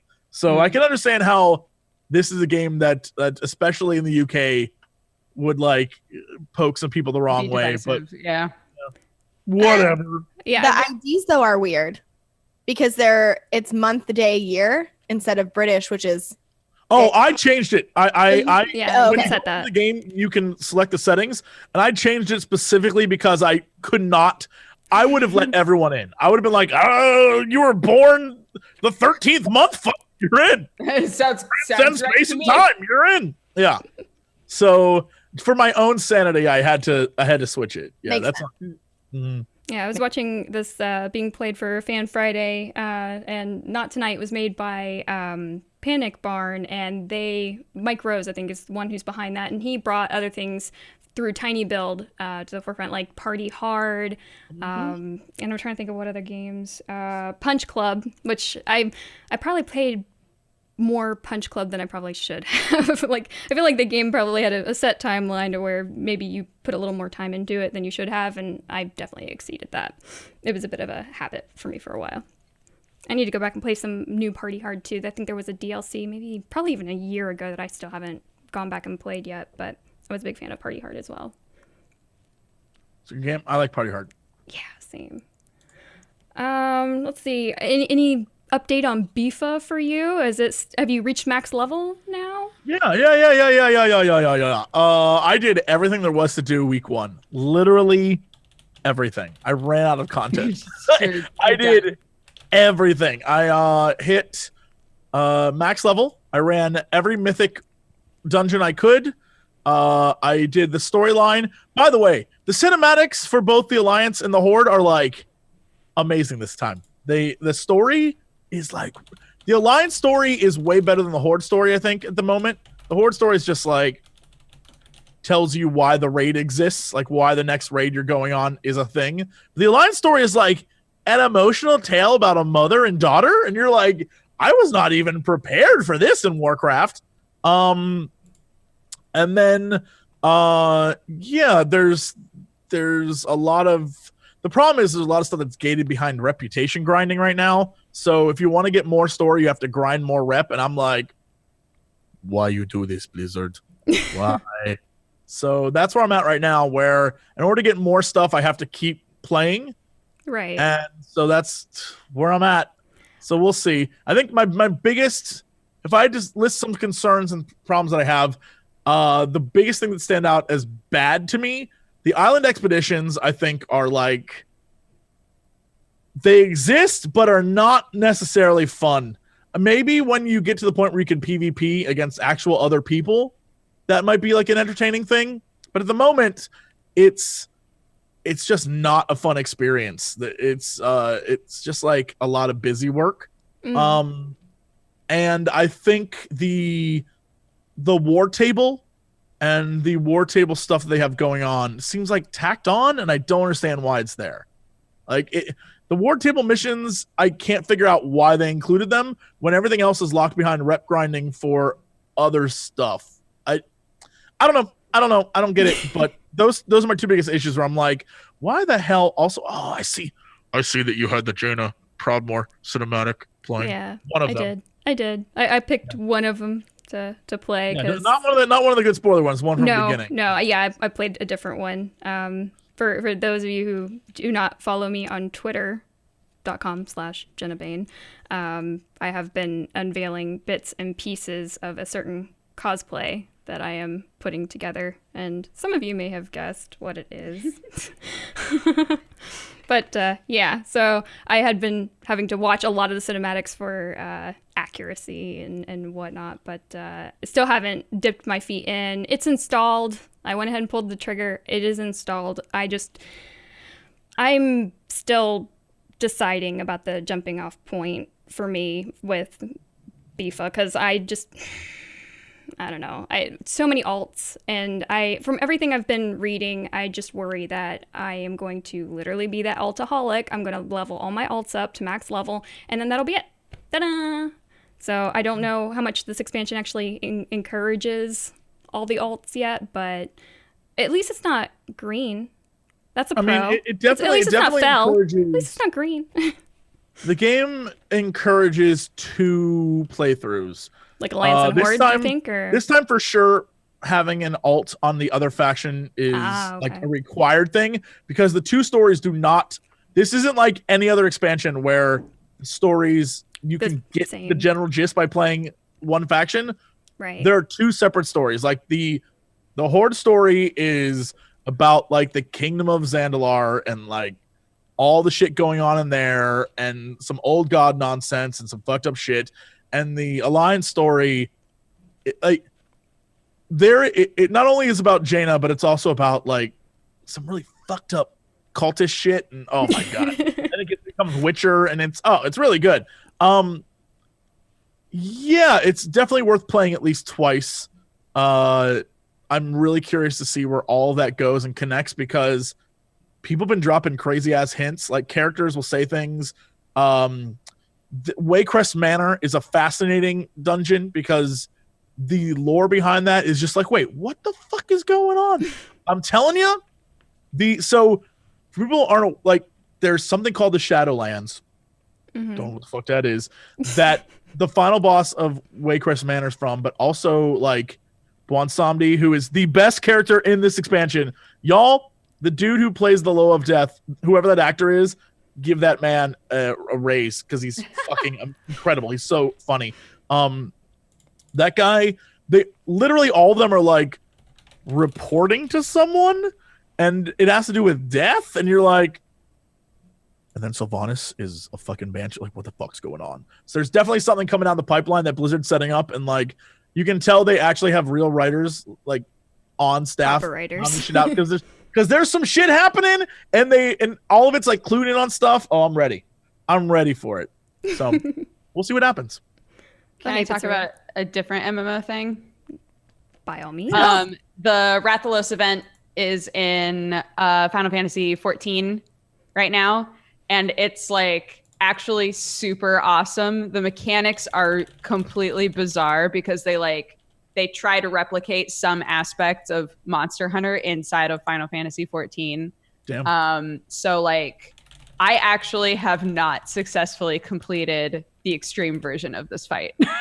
It's really, really hard. If you're a healer, there's three stages to the fight, and you can only heal during the first stage.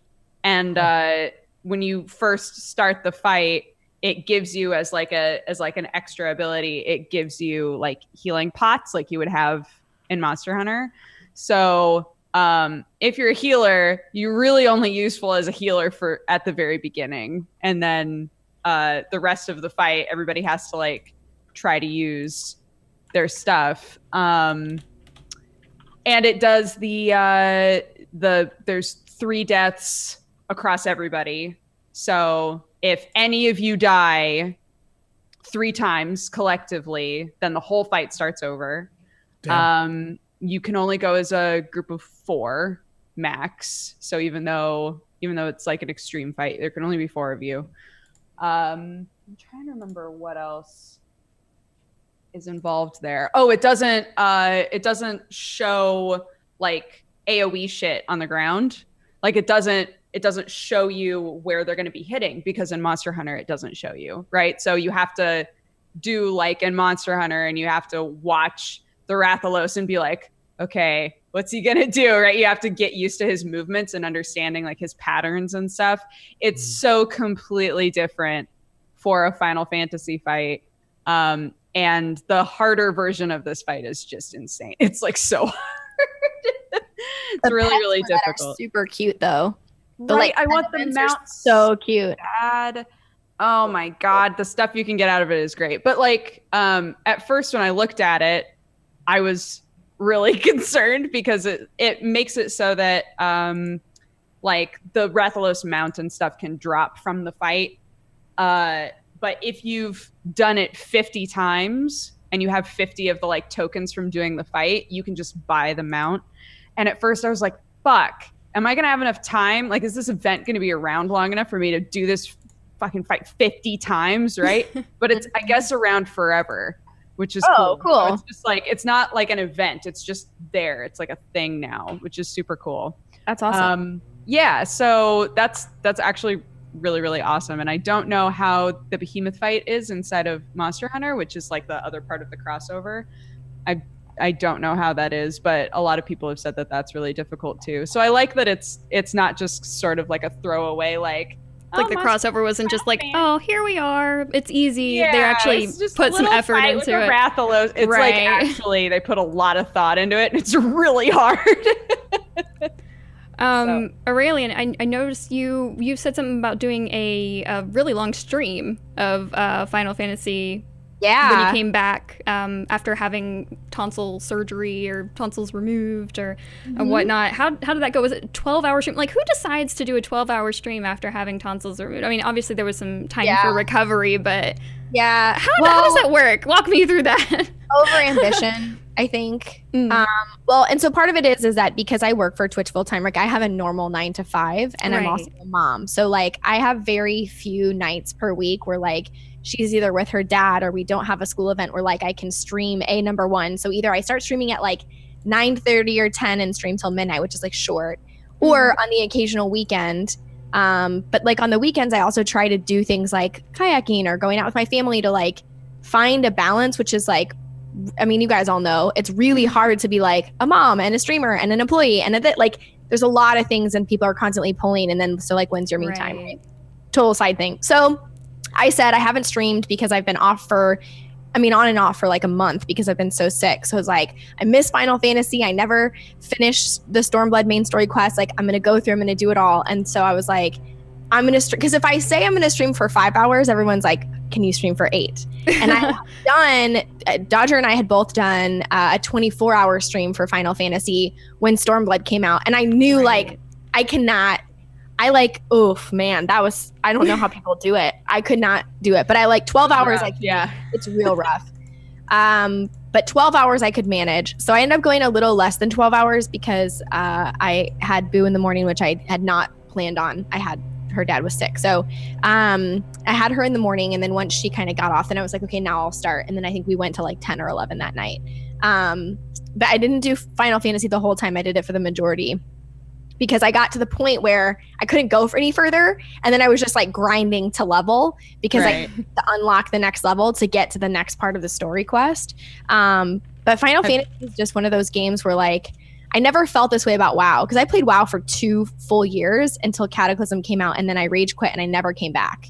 So I did, man. I was so mad. I was one of the people who like went to GameStop, pre-ordered, picked up my copy, took the day off work, went home, booted it up, and all I wanted was to find out what awesome mount was going to be in Cataclysm. And I played a Worgen, and they're like, oh, you're just gonna run as a wolf. And I was like, are you kidding me? You could have had like a stagecoach, you could have had all these crazy mounts, and people love mounts, but no, you're gonna make me run like a werewolf. And I was out. I logged out and I never logged back in. Like, I was over it. Could have saved you a lot of trouble with the beta. Probably. Yeah. I wasn't that hardcore into WoW. I was playing because my boyfriend at the time was playing a lot of WoW, and so he was like, you should play this game. But yeah, so I played it for 2 years, and then it was actually Dodger and JP that got me into playing Final Fantasy. So I was like, oh, okay, I'll log in and see what it's about. And it's just such a great, it's just such a great MMO to play. And because I think I had burned out a little bit on a 24-hour thing where I was like, I just need like a break. But it is one of those games that you definitely like after a while you're like, man, remember all those fun times we had? Like, remember all those fun quests? Remember what was the one Dodger with the guy who like never has any pants on and he's like swap Hildebrand or whatever his name is? Yeah, the Hildebrand quest. Yeah. I haven't done any of the new ones. They've like released more Hildebrand. I haven't done any of the new ones too. I think I finished those during or before the 24-hour. I like had gotten all the way. Yeah, we could, but yeah, it's just such a fun MMO game, and I don't think I've ever played an MMO that's like Final Fantasy 14.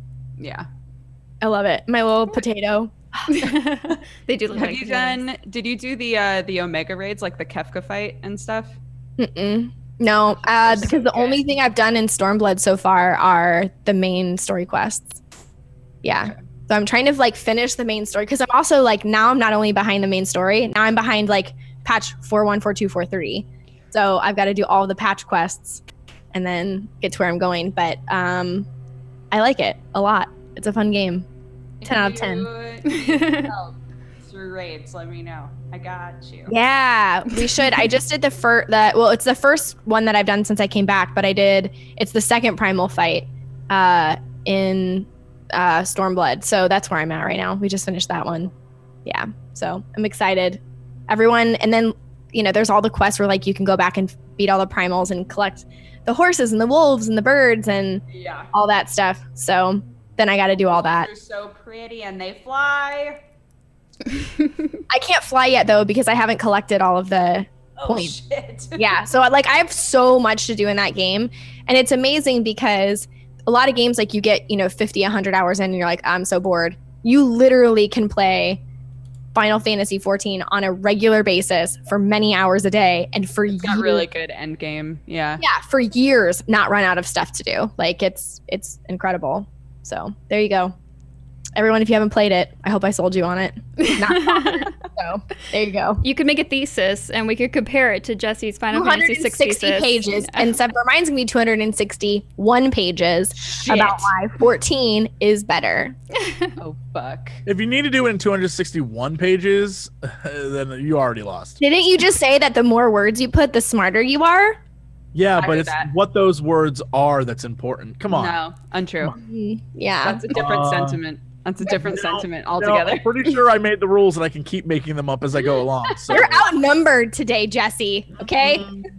This harem edition of the podcast is not the norm. I A will say that blonde, for a sure. brunette, and a All right. redhead all disagree. Seriously, ladies, from one mother to another. I think I'm right.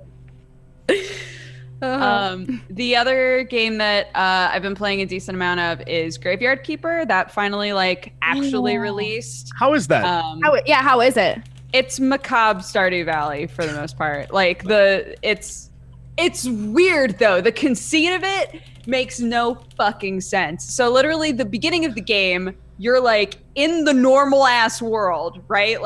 Modern day on your phone talking with your significant other, and you're so excited to go home and see them.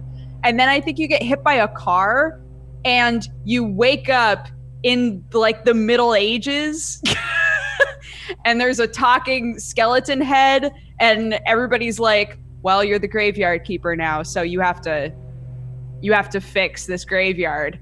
And you're like, no, can I just go? Am I dead? Can I go home? I miss my sweet love. What am I doing here? And everybody's like, no, you got to fix this grave. And then we'll sort out your shit. But you have to be the graveyard keeper now. It's so weird. It doesn't make any fucking sense. You literally wake up in the middle of nowhere as a peasant, and there's a bishop who comes by and is like, are you being godly? It's weird. It's a weird ass game. But it took me a little bit to understand sort of the method to it. At the very beginning of the game, you have to deal with your first body, and they take you through that. A body's dropped off outside of your house. The body starts off at 99%, the body is okay, right? It's at 99%. It just died. It's not decomposing at all. And you need to get it in the ground as soon as you can. I'm sorry, this jumping skull is everything for me right now. It reminds me of Mort from Torment, way back when. Continue, sorry. Yeah, and so he helps you because so far the game has implied that he was the last graveyard keeper. Right. So when you're dropped off, they're like, the skull will teach you everything. And you're like, okay, but the skull doesn't remember a whole lot, and it's weird. Literally is Mort. Excellent. Yeah. So there's a huge talent tree essentially in this game that tracks how you deal with gardening sort of stuff, construction sort of stuff, godliness, how you deal with the bodies, all of these things. And there are 3 different sort of currencies that you get from literally everything that you do. So in Harvest Moon or Stardew Valley or whatever, doing something like picking a flower doesn't require any energy, right? Right. In this game, literally every single thing that you do requires at least a small amount of energy, even picking a flower. So along with that, any energy that you expend also gets you some kind of a currency that you can then use in the talent tree. There's a spiritual currency, there's a industrial currency, and there's a nature currency. So say that I'm doing a lot of work in the garden, I'm going to get a lot of this nature currency. If I'm doing a lot of work in the church, I'll get a different. And so you use those to kind of build up what you're good at and figure out how to be better in different areas depending on how you want to play the game. And that honestly took me a while, because at the beginning of the game, you have this cemetery with a bunch of busted ass graves, and you basically are given a number, and it's -20 or something. And the bishop of the church tells you, we need the graves to look better. We need it to be in the positives. It needs to be +5 positive looking graveyard, right? And all you're trying to do is make hamburgers, but he's not buying it. Right? I just want to get all of the different cookery shit. Right. Just leave me alone. I don't want to deal with bodies. Yeah. And so at the beginning of the game, it gives you a bunch of repair kits, right? So there's stone repair kits and there's wood repair kits. and you can use those to fix up the graves that are already there. And I was like, okay, well then how do I get more repair kits? And it turned out that it was like a long like there were a decent number of things I needed to learn how to do in order to be able to make more repair kits. And I needed to do like a decent number of things in order to like beautify graves all on my own. And they make you sort of look into lots of different areas right from the get-go. It didn't feel to me like it started you off very slow. You know, like even the early stuff that you need to try and do required you thinking like, oh, fuck, okay, so I need to start my garden so that I can have a compost heap. And I need to start figuring out like which trees I can cut down, because some of them I can't cut down yet because my axe isn't good enough. So I need to figure out which trees those are. And then I have the logs. How do I break down the logs? Okay, that I need to get this and I have to unlock this part of the technology, right? So it actually gets sort of complicated right off the bat. And the other big difference from Stardew or Harvest Moon, like any game like that, is that so far I don't give a shit about anybody in the town. Like they give you a reason to go into the town, and like you meet like the blacksmith and you meet the guy at the tavern and whatever else. But none of them really have much of a personality. They don't really like matter. You know, at least so far from what I've played, they don't really matter. So that's like a huge difference for me. But figuring out how to be better and make better and better stuff has been engaging so far. So I'm enjoying it for the most part. It looks really interesting. I do enjoy the comedy, I guess, that's put into it. It's like the skull wants all the beer. It reminds me of like the skull in The Last Unicorn who wants the wine. It's just like that skull is all about the beer. It's like, I'll be at the morgue waiting for my beer. But it looks very lighthearted, Stardew-y, but complex. I like. You were also playing was it Atlas Reactor that you were playing? I revisit Atlas Reactor sometimes. Okay. Yeah, that's an awesome free game that I like playing with my viewers a lot. It's like multiplayer sort of hero-based XCOM. Yeah, I was gonna say it's kind of like from looking at it's kind of like Dota 2 plus XCOM-ish. It's interesting. Yeah, it's like you have like a small arena and it's 4v4. I think 4v4. And everybody chooses a hero. All of the heroes play completely differently, and it's like a choose what you're going to do and then resolution sort of a situation like an XCOM. So everybody has a certain number of seconds to say like, I'm going to do this ability and then I'm going to go here and I'm going to, you know, whatever else, anything that you're allowed to do in your move. And then everybody is like technically doing their moves at the same time. So say that I decided I wanted to attack a person who was right in front of me. Maybe their move was to move before the attack phase happened. So I would attack, but there wouldn't be anybody there anymore, right? So it's like partially predicting where people are going to be, deciding like when to get the hell out of there, deciding when to like jump in and try to attack. And if you're able to, you can do some really cool coordinated attacks with people too, because some people have, you know, like abilities that bring everybody in, sort of Zarya style, and people who have like big, awesome AoE damage and things. So it's honestly like a really, really fun game that I think a lot of people sleep on or just haven't even heard of.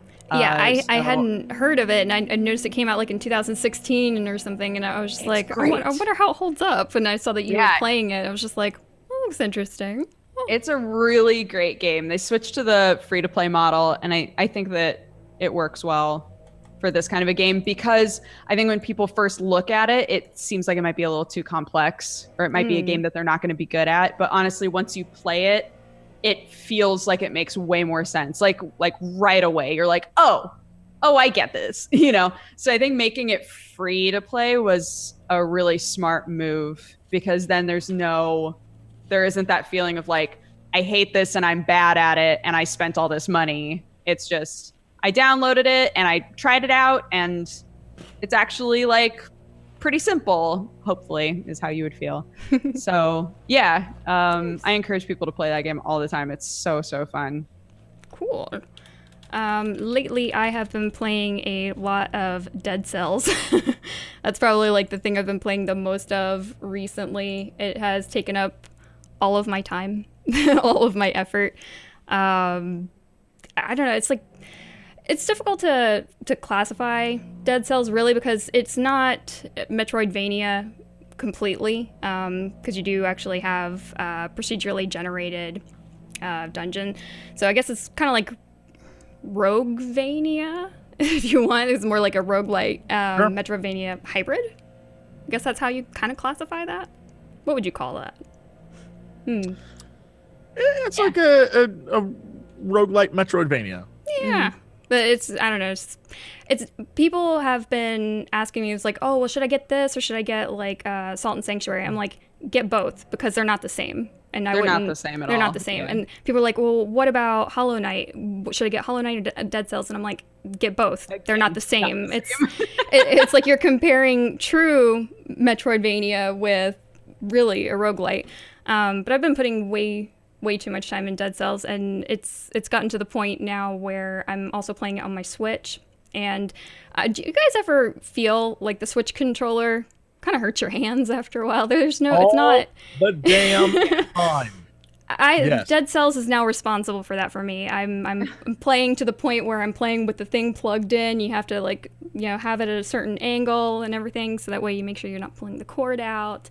It was the same thing with Kingdom New Lands for me, but Dead Cells is literally that. Oh, I just want one more run. Just one more. Oh run. yeah, for sure. It's so fun. It's so good. The controls are just so fluid. The combat is really nice, and I don't know.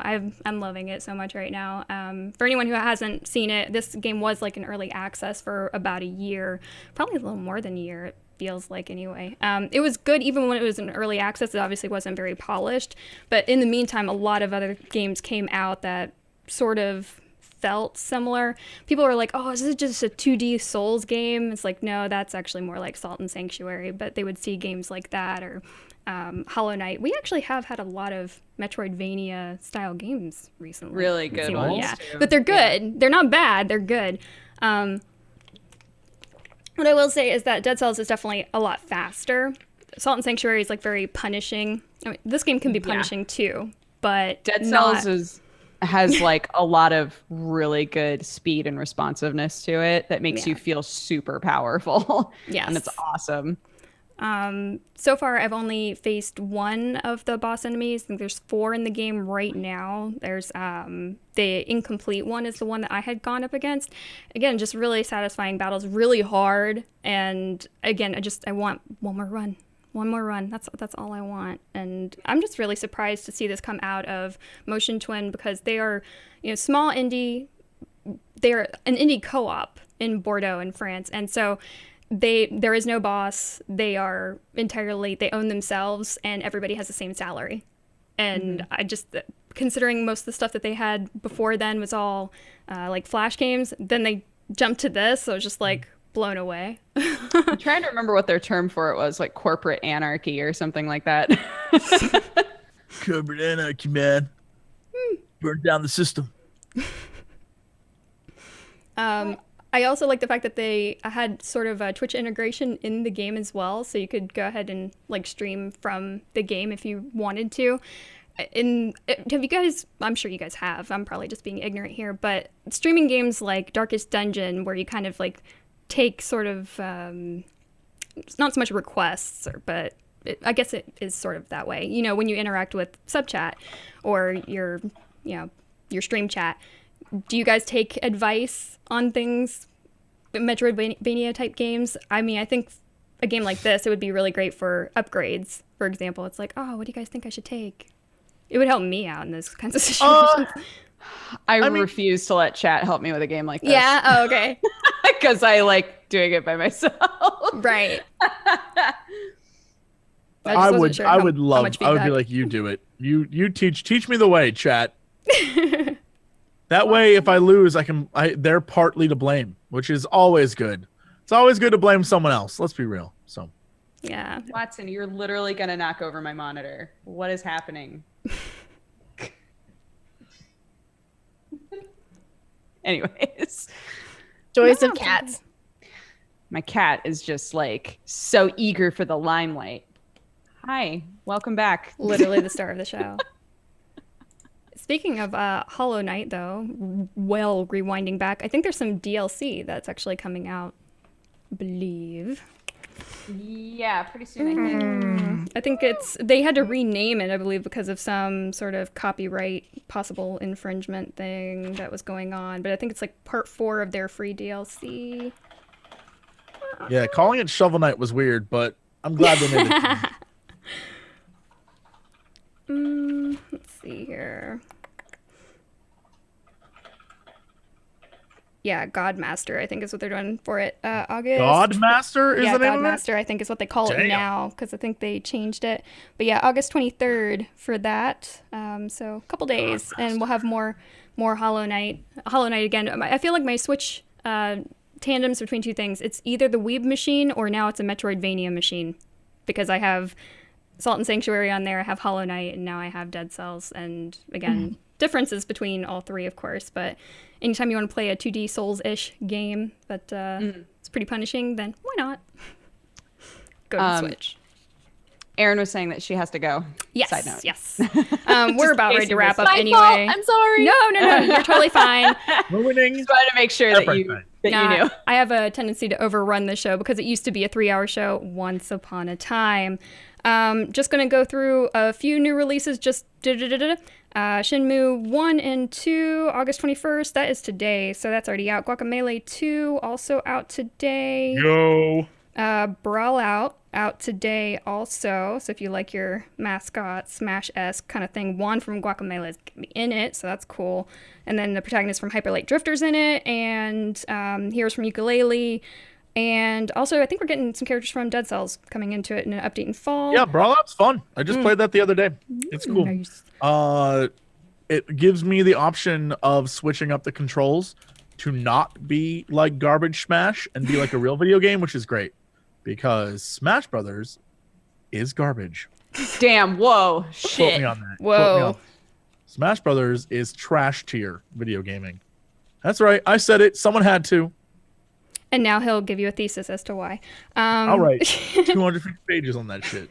Little Dragon's Cafe, which is going to be my jam as soon as it comes out on the 24th. Harvest Moon-ish, raising your dragon, feeding your dragon. That's probably going to be my new Switch thing.